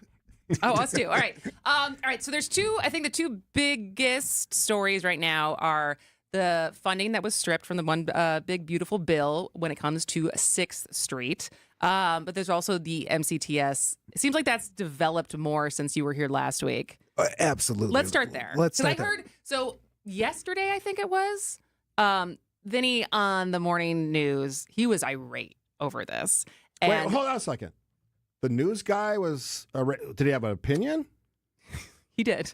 Interesting. News guy and has the opinion is, and I think it's a fair, I thought it was he was very fired up, but I think it's fair is like, it does seem like just yet another department in Milwaukee government, whether it's county or city, where it's like, oh, the deeper you look, the more issues there seems to be. I think that's a good synopsis of it. We had this MPS issue, which there's no evidence of fraud at MPS, but there is evidence of like a complete institutional breakdown of accounting procedures and management procedures. And so we saw the leadership washed out, and now we have a new leader in there, and we hope things are getting better. But there was also Hackham, right? Yep, and I'll have a story on that next week that we'll be discussing about, there's still millions of dollars there. We now know when those problems started. They started even before Willie Hines was formally in charge, but he was the number 2 person. And again, those leaders quietly retired. Now we're in the process of hiring new people there at Hackham. Now we have this Milwaukee County problem. Those who don't know, Hackham is? Yes, sorry. The housing authority of the city of Milwaukee. Thank you. The biggest public landlord in the state. About 15,000, 10,000 people live in housing authority property. So big institution. And now we have MCTS, the Milwaukee County Transit System, going, surprise, we're short $11 million by the end of the year. We need to cut service. And the county executive was unaware of this. The county board was unaware of this. The county comptroller was unaware of this. So we have yet another institution in Milwaukee that's just somehow fallen apart. With no one realizing until it's too late. Yeah. And so, again, the same story is repeating. We had the head of the county department that oversees MCTS, the County Department of Transportation. That leader resigned and retired. And then since we've last talked, we had the head of MCTS has now resigned the day before she was supposed to present to this county committee to come clean about what happened. What do you make of that? The second resignation? There's that theory, and I can't come up with a name now, that we're all promoted until we're above our head. And about a decade ago, I served on this group called the County Transit Services Advisory Committee, and MCTS just came to us with ideas, and we gave feedback. One of the things I brought up, and if you dig through the minutes, hopefully you'll be able to find it, is I flagged that MCTS had this issue with UW-Madison calls intellectual inbreeding. Everyone that works at the top of the organization just gets promoted from within. And it seems like that culture now at MCTS is just totally broken down. This is now the 3rd director in 3 years to leave under not great circumstances. You had Dan Boehm, you had Denise Wonke, and now you had Julie Esch, who was only the interim leader, but is now out the door. That it seems like we need an outsider to come in and write this institution. There's a new CFO at Hackham that's writing that institution. And obviously there's a new superintendent from the outside at MPS. Often these problems, these concerns, these questions have to do with the budgets of these agencies, whether you're talking about MPS or in your example or transit. Is it a matter of accounting that we don't have the right people in these agencies that are doing the dollars and cents, or what is going on? I know leadership's part of that, obviously, and the people that work there, but it seems like on the basic level, accounting should be something. This is what we have. This is what we can spend. This is how it works, and we don't seem to have that with these large institutions. And what we saw at Hackham is they were moving money into an area that the feds made very clear you're not supposed to move money there. I think. Is it incompetence? I don't know about. I mean, MCTS. that's a strong word, but I'm just saying, as far as like you said, it's like people continuing to get promoted. They're getting out ahead of their skis, right? As far as like, I think there's probably an argument to say that with Posley, right? When he was superintendent, like, did you have the credentials to really do this job well versus what your based on what your resume is. And so is it just people trying to do the best that they can but just not having the skill set? I think running a big institution is a real challenge, and there's not a lot of good training to do. Like, where do you go to learn how to run a $100 million organization every year? There's not a lot of good places to do that. So we see these people get promoted, and that the key thing they have to do is bring people with them that run the finance department, that run the HR department. And what we're seeing now is consistently those departments are breaking down in Milwaukee government institutions, and MCTS is just the latest example. And the solution, and we can probably talk about that because we got to go to a break pretty soon, is throwing federal funds at it and just punting the problem off a couple of years down the road. That's the Band-Aid approach. Is there federal funds to put towards it? I mean, this is the era of federal funds getting cut for everything. So the last vestiges of that ARPA money, American Rescue Plan and money, was supposed to kind of be this bridge to get MCTS to a fiscal cliff sometime in the future. Well, they're now going to move that fiscal cliff forward. Got it. So they've just traded one crisis for another a year from now. And a texter brilliantly identified what you were talking about, that the way people are moved up in an organization as the Peter Principle. Peter Principle. There we go. Thank you. Thanks to the smart texter. I appreciate that. Our listeners are very smart. They are very smart, often smarter than us. Kristin and Steve, point taken on 620 WTMJ. WTMJ's John Mercure here for Annex Wealth Management. If you have big questions about inflation, money, and your retirement goals, join me Tuesday, July 15th with your questions as I co-host an Instant Insight webinar with Annex Wealth Management's Chief Economist, Brian Jacobson. It's July 15th at 9 a.m. It's free, but you must register. Go to WTMJ.com, click the Instant Insight Register Now button, or check out events at AnnexWealth.com. Tuesday, July 15th, 9 a.m. It's free, but you need to register. Save on sizzling summer favorites at Fleet Farm Summer Sale, July 10th through the 13th. 16-pound bags of Kingsford Charcoal or Matchlight briquettes are only $9.99. 24 packs of Fleet Farm drinking water are 5 for $10. And get a free $25 Fleet Farm gift card when you buy $100 worth of Columbia apparel or $100 of Ariat apparel. Stock up on all your summer needs at the best prices guaranteed at Fleet Farm. And check out even more weekly deals at fleetfarm.com. Monica, we've got to hand it to you. You and the design team have outdone yourselves. Are you talking about the One Collection? Those rings say you are the one. And they say it symbolically. Describe the symbols. Every ring in the One Collection should be presented with a special ritual. What would that ritual be? You pick up her left hand and you place a kiss on her ring finger. Rick, you never told me about that part. Then you show her the tiny red diamond, flush mounted inside the ring, that will forever be in contact with her finger. Why is it red? Because that's when the giver says to the one, wherever you go, my heart goes with you. I give you this kiss. I give you my heart. The red diamond is a secret symbol of that sacred moment. The center diamond on the outside of the ring is for the whole world to see. But the tiny red created diamond inside the ring is only for the two of them. The One Collection of engagement rings is available exclusively at Kessler's. To find the Kessler's nearest you, visit KesslersDiamonds.com. Hey, this is WTMJ's Steve Scaffidi here to talk about my brand new show, WTMJ Outdoors. We love the outdoors in the great state of Wisconsin and beyond. We're going to talk with outdoors experts, bicycling, resort owners, rock climbers, hunting and fishing, camping, all things Wisconsin outdoors. Join us every Saturday, 2 to 3, right here on 620 WTMJ. It's WTMJ Outdoors, presented by Outdoor Living Unlimited. Hi, Sandy Max here to tell you about an incredible event at a new community at Three Pillars in Lake Country. It's the grand opening of their active adult community, The Fields at Three Pillars, and I'll be there live Friday, July 11th to help celebrate. Nestled along the Bark River, The Fields is a neighborhood-style community unlike anything in Wisconsin. With 110 residences and amenities like a spa, supper club, art studio, pub, dog park, pickleball, and more, it's already one of the most sought-after senior communities in the state. Learn more about The Fields at threepillars.org. Hop on the bus, Gus. You don't need to discuss much. Just Jeremy and Janine from UrbanMilwaukee.com enjoying us. Our weekly conversation we have every Thursday in the 11 o'clock hour. Are we still talking about the transit, or are we moving forward? We could talk a little bit more because we were talking. Peter Principle, by the way. yeah. Two Peter different Principle. people texted in to let us know what Very you're smart discussing. listeners. Yes, very smart. What additionally will you add about the transit issue? One, if you have questions about any of this and want to learn more, Adam Roberts has been doing great reporting at this station. Graham Kilmer at Good young UrbanMilwaukee.com. reporter, that Adam Roberts. So you can read more, listen more, WTMJ or at Urban Milwaukee, because there's a lot more. There's the union is, I think, kind of what we're going to learn is why was this budget deficit announced in the way it was? I'm going to guess it was a political decision about this bargaining that's going on with the union, about their collective bargaining agreement for the drivers and the mechanics.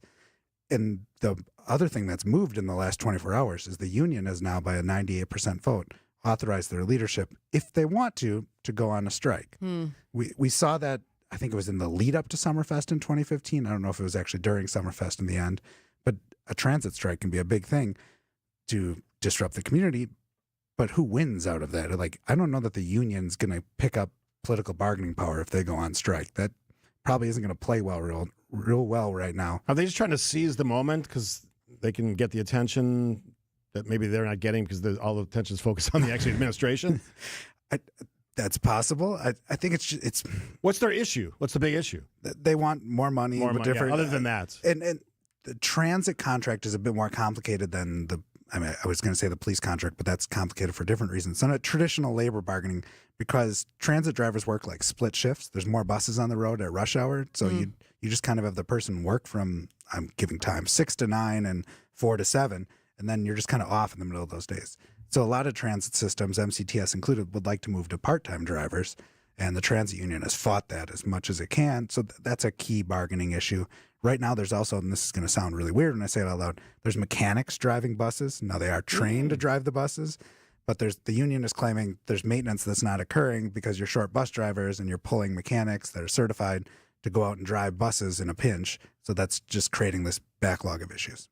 Remember we were talking about the people not paying the fares? And we had some side conversations about that, and you think maybe the number was overstated. It was 1 in 4 was what was being reported. Yeah, the MCTS administration said 1 in 4, and they estimated it was $4 million. The union immediately was like, we don't think it's that. And theoretically, it'd be the union, the members that are seeing it. They're on the buses. The one thing I want to know, or one thing we should note, is when they talk about people not paying, that also includes like when the fare box goes down. Mm-hmm. So you're not necessarily going on the bus with the intention not to pay, just you can't pay for. Okay, so I don't know the answer to this question. I'm seriously asking this. So if the fare box goes down, everyone rides free? The bus driver will just wave you on to stay on the schedule. He said that last week. Yeah. I should have paid attention last week. Okay, how about this idea? Everybody has smartphones. That's what it is. It's an app. Okay, but if let me hear me out. I'm not done yet. Smartphones. When you get to the door of the bus, you scan that thing. The doors don't open until you scan successfully that you paid. Then you get in. Boom, they close right after that person. I know it slows it down, but you're paying. But what if fare. it goes down? Then you got to get another bus in service. I'm sorry, you're going to have to be late. Tough. Just like when your car breaks down, you're going to be late for wherever the hell you're going. Sometimes there's consequences. I don't think that's the best solution. I don't know. I'm going to work through that one. It's a work in progress. It seems like a lot of logistics. It seems like let's use the technology. It just seems like maybe fix the technology. Let's stop waving people on for free. That's insane. We were talking when we were off air about what's happening in other communities, and I think this is a great opportunity to talk about that on air. In like Chicago, you can pay with your credit card. MCTS has, with their fare platform, has for whatever reason never been able to implement that, even though it was supposedly coming. That's something that could allow more people to pay. Come on. What do you mean they couldn't? Like, what was the obstacle? That means we won't. They have a vendor that the transit fare vendor universe is not a monopoly, but maybe a duopoly. There's only a couple companies out there. And supposedly that technology supports it, but for whatever reason, it hasn't been enabled on the MCTS equipment. So you have yet. to have either like the little card or the smartphone app. Yeah. No worries. Vetrano's on this story. We'll get to the bottom of it, and he'll rectify that probably within the week. All right. So we got a lot more to talk to you about. We got the domes back in the news, sound barriers on 894. That's sort of moving along. I drove it yesterday or the day before. Seems like it's working. There's still a lot of orange barrels where there doesn't need to be, my opinion. All right, we'll continue the conversation with Jeremy Janine. We got local news. I think it's Tiff Pua. And before we get to any of that, always important, the latest from ABC News. ABC News, I'm Michelle Franzen. At least 120 people now confirmed dead following the July 4th flash floods in Texas Hill Country. More than 160 others still missing. AmeriCare's Jack O'Rourke says they're also tending to survivors and first responders, many who have lost everything or don't have access to health care and medicine. In the coming days, we're going to see more and more health needs emerge. from people who have lost their medications to displaced people who need access to hygiene kits and to other sort of essential supplies. In New Mexico, deadly flash floods last weekend blamed for at least 3 deaths in a village that was devastated by wildfires last year. Dozens of homes also impacted. More rain on the way in the coming days. Secretary of State Marco Rubio and his Russian counterpart meeting in Malaysia today on the sidelines of the annual Association of the Southeast Asian Nations Regional Forum. That meeting comes after the U.S. resumed weapons shipments to Ukraine. This is ABC News. Outdoor Living Unlimited WTMJ News Time is 11:31. I'm Tiff Pua. The procession for Officer Kendall Corder will bring his body from Max A. Sass and Sons Funeral Home to the services at Elmbrook Church in Brookfield starting at 9:30 Friday morning. The exact route has not been specified. The visitation for Officer Corder will start at 11 a.m. with funeral services beginning at 2:30. Officer Corder will then be laid to rest at Wisconsin Memorial Park. He was killed in the line of duty after being ambushed in an alley in June. His partner, Officer Christopher McCrae, is recovering from his injuries. Arrested for stealing from the grocery store and making bomb threats, 49-year-old Andrea Cloud Jones faces 2 felonies for taking items from the Pick and Save near 84th and Bluemount on the 4th of July. The store manager found her putting food and alcohol in her bag and attempting to walk out without paying. When confronted, Cloud Jones says that she was an FBI agent and placed a bomb in the store. She was later arrested at a nearby Starbucks. If convicted, she could face up to 18 years in prison. And a duplex fire leaves a dozen residents without a home in Madison. All people inside the home on O'Brien Court on Madison's northeast side were able to escape the fire late Wednesday uninjured. 8 kittens were found dead inside, and a firefighter suffered minor injuries while rescuing additional cats. The cause of the fire is unknown. Time for news about your money. Here's your WTMJ Annex Wealth Management Market Update. Still a mixed bag on the boards today. The Dow is up 235 points to 44,693. The S&P 500 is up 13 points to 6,277. And the NASDAQ is down 4 points to 20,606. Financial planning at every level. Annex Comprehensive Wealth, Annex Private Client, Annex Ignite. Details at annexwealth.com. Taking a look at your roads with your WTMJ Time Saver traffic. 2 incidents to report. The first is on the ramp from 94 north to 94 west, 43 north to 94 west. The right lane is blocked due to a disabled vehicle, but the bigger issue is 43 north at Hampton Avenue. The right lane is blocked due to a crash involving a tanker. Now, the police have blocked off the right lane of traffic, and because of the construction, traffic through there is just 1 lane, so everything is moving very, very slowly. Those backups start just south of Center and go all the way up until you get past that accident site. So give them a lot of space and time. Traffic is moving through that area. Here's your WTMJ 5-day forecast. Today, mostly sunny to partly cloudy with a chance of rain later, a high of 83. Tonight, that rain chance stays still and it remains partly cloudy, a low of 67. For your Friday, partly cloudy, humid with a chance of thunderstorms, a high of 84. For Saturday, partly cloudy, humid with rain and thunderstorms very likely, a high of 84. Sunday, partly cloudy with a high of 82. And for your Monday, mostly sunny and warm, a high of 87. Right now in Paddock Lake, it's 79. In Dundee, it's 78. And in Milwaukee, it's partly cloudy and 72 degrees. I'm Tiff Pua. Outdoor Living Unlimited WTMJ News Time is 11:34. Why'd I go to the doctor? My heart would race just taking my son to practice. It didn't feel right. So I got checked out. Turns out I have atrial fibrillation, which increases the risk of stroke about 5 times. Symptoms like irregular heartbeat, heart racing, chest pain, shortness of breath, fatigue, or lightheadedness can come and go. But if it's AFib, the risk of stroke remains. If you have symptoms, contact a doctor. I'm so glad I did. Visit notimetowait.com. Sponsored by Bristol-Myers Squibb and Pfizer. Now there's a new way to take charge of your blood sugar. Introducing new Garlic Healthy Blood Sugar Formula from the makers of the nation's best-selling garlic supplement. New Garlic helps maintain healthy blood sugar levels with clinically supported levels of garlic, plus a custom blend of vitamins and minerals, and it's odor-free. Take charge of your blood sugar with new Garlic Healthy Blood Sugar Formula. These statements have not been evaluated by the FDA. This product is not intended to diagnose, treat, cure, or prevent any disease. Use as directed. Come on into Tyson's, more for you.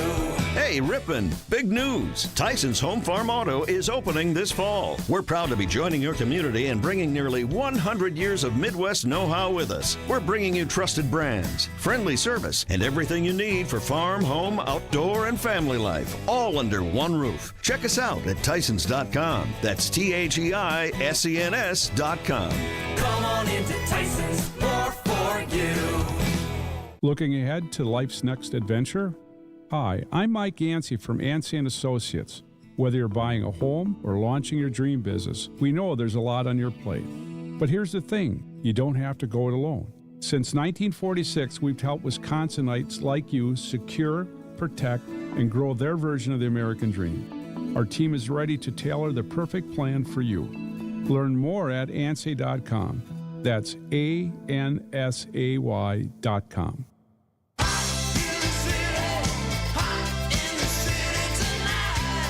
I think it's supposed to be hot today. I guess I didn't pay close enough attention to the morning guys' weather forecast, but I hope it's warm because the sun is definitely appreciated. It is. Yes. You don't Jeremy Janine is also appreciated. Yeah, you don't like the weather conversation much, too. So I'm a son of a weatherman. I meteorologist. Yeah, I am. know that. Yeah, absolutely. It's in my bio. I don't know if you've ever read it on WTMJ.com. I just rewrote it today, actually. Okay. More Kristin content in there. All right, Jeremy Janine, what else is on your mind today? Well, the one thing that I kind of expected to happen, but not in the way it happened, is the federal government stripped the $36 million for 6th Street. This was a big win for the city, regardless of how you view it, because if you don't like potholes, and I assume everyone listening hates potholes, this was going to eliminate potholes. But now it's not. The One Big Beautiful Bill clawed back a whole pool of money that was part of the Reconnecting Communities program. Well, Milwaukee in 2024 won $36 million to rebuild a little over 2 miles of 6th Street from the north side of downtown to the south side of downtown, extending south towards National Avenue and up towards Walnut North Avenue.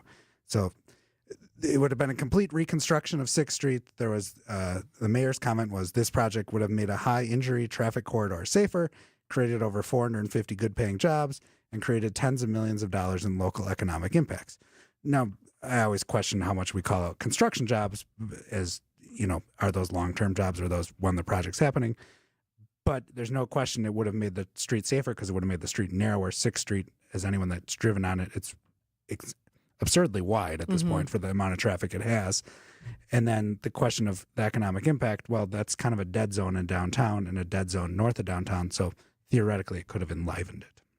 Question from the text line for Jeremy. Is not also the National Avenue safety improvements dependent upon federal money approved by President Biden, as just now has been cut from the 6th Street project? So National Avenue, yes. This gets a little bit confusing. The 6th Street money came straight to the city, which was unusual. Joe Biden came March 24th. I remember that. It was like, here, we're giving you money. Trying to get Milwaukee. out of downtown that day was not nightmarish. And that was a big deal because usually the federal government funds road projects, funds lots of local road projects, but it gives that money first to states, and then states allocate it out. So the state actually won money to eliminate much of its share of the National Avenue reconstruction. So that project is still happening, different than the 6th Street project. It's still very much happening, but the state now is going to have to absorb more of that cost. The city of Milwaukee will also have to pick up a couple $1 million.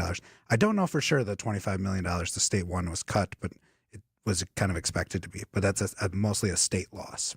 I just mentioned 894. Texter says it's still ongoing work, and I really wasn't aware of some of this. There's shoulder work still being done, and then obviously the west part, the Highway 100 to Lincoln area, is going to be sort of reconstructed as well. So that's ongoing. But to the point today, these sound barriers are now very controversial, apparently. Yes, sound barriers, I've learned, just like rebuilding streets, are quite expensive. Way more expensive than you wouldn't guess that, though, because they're hunks of concrete. Basically, they're slipped in.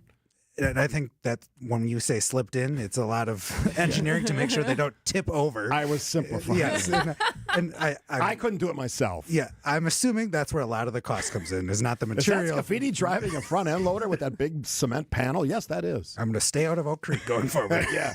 So we have a little political tit for tat going on the southwest side of Milwaukee. Bob Donovan is claiming that, hey, these sound barriers are happening because of me. State Senator Tim Carpenter is saying, no, you're taking credit for something that isn't yours.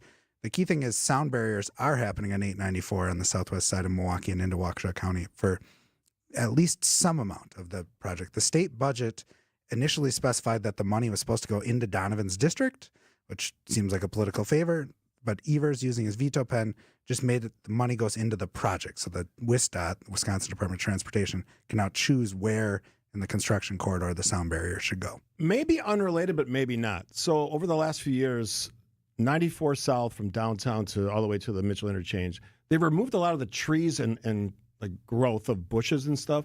Is that part of a sound barrier thing, or they just wanted to open that up? Do you know? I don't know.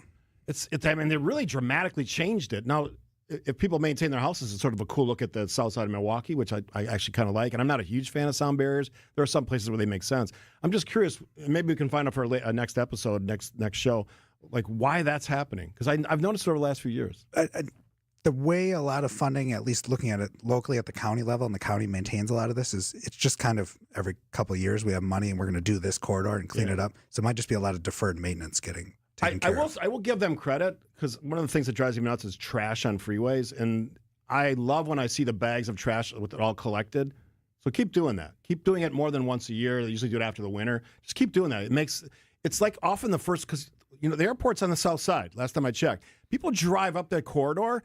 Having trash along the roadways, both north and south, is not a good look. So thanks to whoever's responsible. Don't throw your trash out the window. Dudes, dudes and dudettes, stop throwing your trash out the windows. What is that about, too? Who does that anymore? Bring back the PSA with the no littering PSAs. Let's do it. You and I should do a PSA on littering. Perfect. Next Earth Day. Will I still be here then? Who knows? You will be.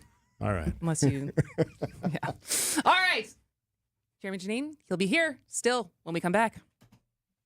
Remember mixtapes? Mixtape? Can you buy that at the hardware store? It's not that kind of tape. To make a mixtape, you would dub all your favorite songs onto one cassette. Oh, I was more of an 8-track guy myself. You know, the new Marshfield 7000 Sulfat Penny Mustard reminds me of the world's greatest mixtape. We have taken the latest and greatest components of every Penny Mustard configurable sofa and mixed them all together into one. The Marshfield 7000 is the ultimate sofa. It's absolutely stunning. And the comfort level is off the charts. I definitely see this sofa going all the way to #1. It's kind of like a greatest hits album, except you can sit on it. The Marshfield 7000 Sofa, made in Wisconsin with a solid wood frame and hundreds of fabric and leather options, starting at just $21.26 at Penny Mustard. Showrooms in Milwaukee and Chicago. PennyMustard.com. Better versions of what people want. Penny Mustard Furnishing. Paying you to live more comfortably. A deal you do not want to pass up. Vince Vitrano for USA Insulation. They will insulate your walls from the exterior. No disruption inside your home. Blow and loose fiberglass in the attic, plus air seal everything. Most homeowners feeling a difference within 24 to 48 hours. And with government rebates, you could save 40 to 60% or more. No work for you to do. USA Insulation will process everything. Visit usainsulation.net. Start saving today. USA Insulation. Hi, John McGivern here. Did you know Network Health has been a leader in providing health plans in Wisconsin for over 41 years? A lot has changed in the last 4 decades, and Network Health remains as dependable and reliable as ever, providing health plans in 25 Wisconsin counties to over 126,000 members and growing. Join them. Call 833-7-NETWORK today. HMO and POS plans underwritten by Network Health Plan. Compensation has been provided for using this endorsement of Network Health. Without an Advent clinic nearby, people suffering needlessly from chronic nasal congestion and sinus infections would be stuck with either Band-Aid or sledgehammer solutions. Band-Aids are pills or nasal sprays, and they're not true solutions. Surgery is a sledgehammer, and that's what we're trying to avoid. Because most people don't need surgery for nose and sinus issues, nor do they want a 14-day recovery. Our unique Advent approach can, in 20 minutes in our office, open your blocked nose for good, with only 1-day recovery. I'm Advent founder Dr. Kandula. Outside of Advent's 4 walls, invasive surgery is what they'll recommend. But here you will find effective and convenient in-office solutions to help you stop the need for Band-Aids and avoid the sledgehammer. Go to adventknows.com to schedule your appointment, because Advent knows when you breathe well, you live better.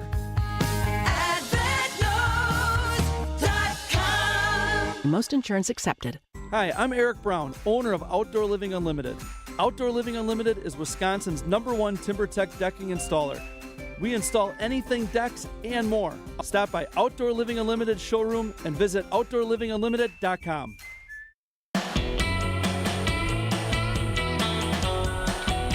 Jeremy Janine, UrbanWalker.com. We have a lot of fun with Jeremy on the show, but he is one of the best at covering Milwaukee, and I Very knowledgeable. He goes to How the long stuff. have you been doing this? Full time at least since 2013. Yeah. And there's been stages. A lot of institutional knowledge. It's spiraled out of control at this point. So do you ever have, because you interview people sort of to get your information for your story? More than sort of, but yeah. That's actually the job. But not on the, I meant not on the air. You're doing it as a journalist. Do you ever get that look where I do not want to talk to you today right now? Do you ever get that look from people? All the time. Do you really? If someone doesn't insult me in a week, it's kind of weird. See, we don't get that because they're not going to come in if they don't want. But you're confronting them at meetings and stuff. Yeah, I have to chase people down hallways, and really, I've with so many people now, I just have a rapport that they give me the look, and I don't ask them about it, and then I write down they decline to comment. Who's the nicest person you interviewed recently? Ooh, the nicest. I didn't ask you the meanest because that's not fair. Well, unless easier. you have one, that's easier. Yeah. It depends on the week with which council members and what they're hoping to get. But the nicest person, who's nice? I'll call out Tiffany Shepard at the Department of Public Works. Has been very nice to me lately. All right, Tiffany, nice job. Maybe we should make that a weekly feature. Who's the nicest person you interviewed? Tiffany Shepard. Is she the head of the Department of Public Works? She's the communications director. All right, Tiffany, well done you.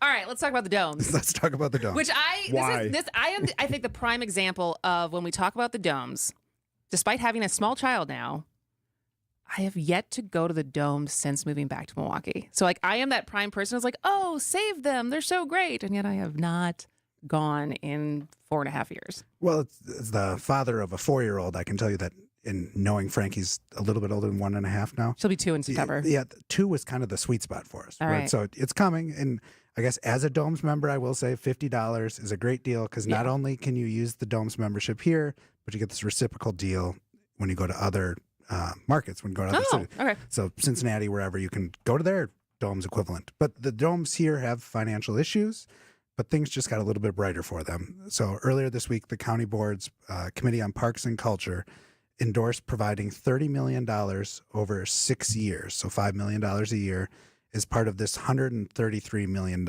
plan. So that doesn't mean that the county's on the hook for, I'm doing math in my head real quick, the other $103 million. That's private support. $27 million nature center is supposed to be entirely privately funded. There's also tax credits available, and I don't quite know how a government building finances the tax credits, but there's some historic preservation tax credits to maintain the 1960s structure and the historic integrity of it. So things are moving, but the supervisors had questions about, okay, $5 million a year to this, what is essentially a parks project. What does that mean is not happening in my district? And the Milwaukee County Parks Department couldn't answer that question yet, in part because the supervisors themselves often make last-minute decisions to change the funding. Do you know if I wanted to rent one of the domes for a party?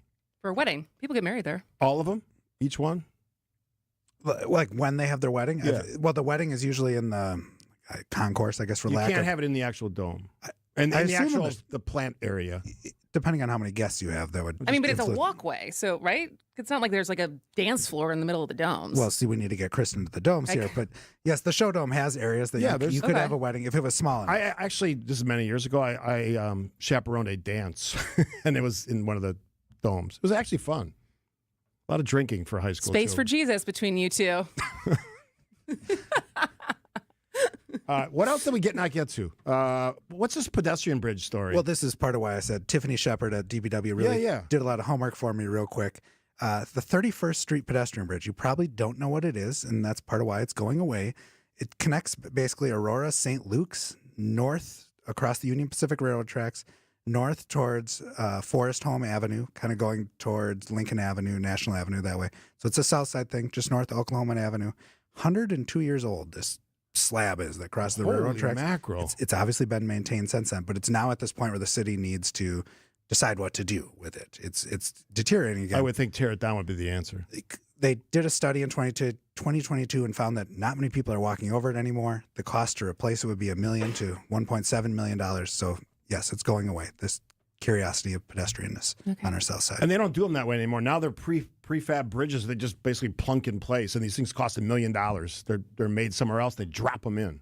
And the challenge here is Union Pacific, who owns the land underneath, says, hey, you want to put a bridge over our trains? You want to put a new bridge? It's got to be 5 feet higher than it is today. Lots of rules. And that becomes a big challenge with the land on each side of it. All right. One more break? One more break. And when Jeremy Janine will be back, talk about what he's reporting on this week. Who will be nice to you or mean to you this week? We'll find out after this. Unfortunately, violence is on the rise in Milwaukee, and this is a problem which impacts us all. But together we can make a difference. Please join me and the 620 WTMJ team on Saturday, July 12th from 9 a.m. to noon for our 3rd annual Walk Against Violence, supported by 1NKE. Now it's time to bring an end to the senseless violence in our community and to encourage a safer Milwaukee for us all. To join our Walk Against Violence on Saturday, July 12th, visit 1017thetruth.com. Hey, WTMJ, Steve Scaffidi from Milwaukee Weight Loss. It changed my life. I know I use that term a lot, but there's certain things that can do that for you. And for me, starting this journey in January with Milwaukee Weight Loss, lost 40 pounds, actually more than that now. And your clothes fit better, you feel better, you're healthier. I certainly validated that with my annual physical. I'm in the maintenance phase now, and it works. It resets your metabolism. You don't have to do the shots and all the gimmicky stuff, the food meals and all that, the meal plans. They just help you lose the weight without the craziness, the prepackaged meals, all that stuff. None of that. Just real results that last, changes, resets your metabolism. The weight comes off and stays off. It's doctor-developed, natural, and has helped thousands of people lose up to 10 to 20% of their body weight in just 8 weeks. It works. It worked for me. Stop the yo-yo dieting. Take control. It's smarter, faster, and safer. That's the way you can reach the goals. If you've got a trip to take, a wedding, a reunion, whatever it is, call them today. 262-393-2334. That's 262-393-2334. That's MilwaukeeWeightLoss.com. Politics, work, daily stressors. Let's take a break from all that and get centered, Christ-centered. I'm Pastor Tim Butker. Join me each week for Christian Crusaders, a broadcast that highlights the gospel, the good news of Jesus, and our belief in the authoritative Word of God. Christ-centered, gospel-oriented, Bible-based, Christian Crusaders. Please join us Sundays at 6 a.m. on WTMJ. We'd love to have you worship with us. Escape the city and relax at Lake Lawn Resort in beautiful Delavan, Wisconsin. Enjoy outdoor activities on Delavan Lake, tee off at the Lakeside Majestic Oaks Golf Course, or unwind at the award-winning Caladora Spa. With both indoor and outdoor pools, there's fun for the whole family. Take a cruise on the Lake Lawn Queen, explore stunning shores and historic landmarks, and enjoy delicious food and drinks on board. Book your stay today at LakeLawnResort.com, where everything is better at the lake. WTMJ's John Mercure here for Annex Wealth Management. If you have big questions about inflation, money, and your retirement goals, join me Tuesday, July 15th with your questions as I co-host an Instant Insight webinar with Annex Wealth Management's Chief Economist, Brian Jacobson. It's July 15th at 9 a.m. It's free, but you must register. Go to WTMJ.com, click the Instant Insight Register Now button, or check out events at AnnexWealth.com. Tuesday, July 15th, 9 a.m. It's free, but you need to register. The next time you're due for service, visit richlawns.com to schedule an appointment at any of our 5 conveniently located facilities. All AAA approved and all staffed by ASE certified technicians ready to serve you. Rich Lawns. WTMJ, W277CV, and WKTI HD2 Milwaukee. From the Annex Wealth Management Studios, this is News Radio WTMJ, a Good Karma brand station. All right, every once in a while, my husband gets very excited to pitch me a story for us to talk about on air, and so he did that this morning with the Marcus Performing Arts Center. Seems to be having some financial issues. Is that a way to frame it? We're talking a lot about county money that's going out the door to sustain things that are county adjacent. The transit system, the domes. Now the Marcus Center is one of those things. The county has owned it. So the county owns it. Yeah, but now it's spun off in this nonprofit. I believe the county might own still some on paper, some part of it, but it's essentially an independent organization.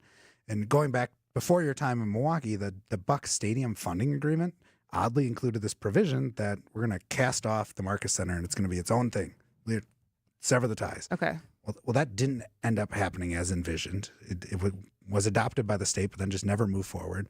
But there was this agreement that there would be this step down in the amount of public money going, and it's a couple $100,000 a year, going towards the Marcus Center to sustain its operations. Well, one of the things that's happened since the 2015 Bucks deal was the symphony orchestra has moved out of the Marcus Center, which is kind of a double-edged sword. It gives the Marcus Center more nights that it could book traveling Broadway shows, things that sell, but it also loses them an anchor tenant that brought in revenue for them. Well, the Marcus Center, under new executive director Kevin Giglunto, says we want to be financially self-sustaining, but we're also going to run out of our cash reserves, I think, by the end of the year. So we'd like it, Milwaukee County, if you kept giving us money until 2030, and that would be phased down. So again, pushing off that decision about how separate is this organization until 2030. The county board has not formally acted, but it seems, based on Sheldon Wasserman, who's an influential voice in the county, that they're likely to go that route. So many moving pieces in the city of Milwaukee. That's How's why we the love these symphony conversations. doing since they moved out? Do we have there? I mean, are they just a private entity now that it's not? They're not asking. They don't need money from the county. They don't get money from the county. They're a complicated private entity, though. Okay. That like the city has some role with it, and I believe the county has some role with it as well. Got it. What's the thing you're most excited about this week that's not involving your work? The thing that's not well, the one thing, and my daughter who's outside the studio watching me right now, I want to take her to the new Majewski Playfield, which is on the south side. That's cool. It's a Milwaukee recreation playfield, just reopened on Tuesday. Brand new playground, great. Looks really nice. If you've been to Wick Playfields, the same Milwaukee recreation playfields, take Frankie, Kristin. Okay. I didn't even know that was your daughter till you just said that. I just thought it was a random fan kid. That's just a little girl waving a stuffed animal. Yeah, that happens to me all the time. We love point taking even when we're kids. That's the amazing part of this. What is your favorite playground in the city? Well, Aubrey would say Aubrey's favorite playground. Rainbow Park, which is the Northwestern Mutual Community Park. On the Summerfest grounds? Yeah. That is pretty elite. Have you taken her to that troll park in Tulsa yet? We did go once. That's a wonderful park. Yeah. I got to check it out. A really You do. wonderful job. I love workmanship. There's food trucks on Fridays. You look at me and say food. Why is that? I'm saying there's an adult activities. I got you. I hear you. On Friday nights. I'm just giving you. Yeah, I know. All right, Jeremy. We'll see you again next week. All right, we're out of here. We got a meeting to get to. Yeah. I'll see you tomorrow. Bill and Joe. Hour and a half. Ooh. Spicy. We got 2 weeks to make up for. All right. News is next. Hi, this is John Neal, CPA and founder of the Neal Group. I have a question for you business owners. We have been meeting with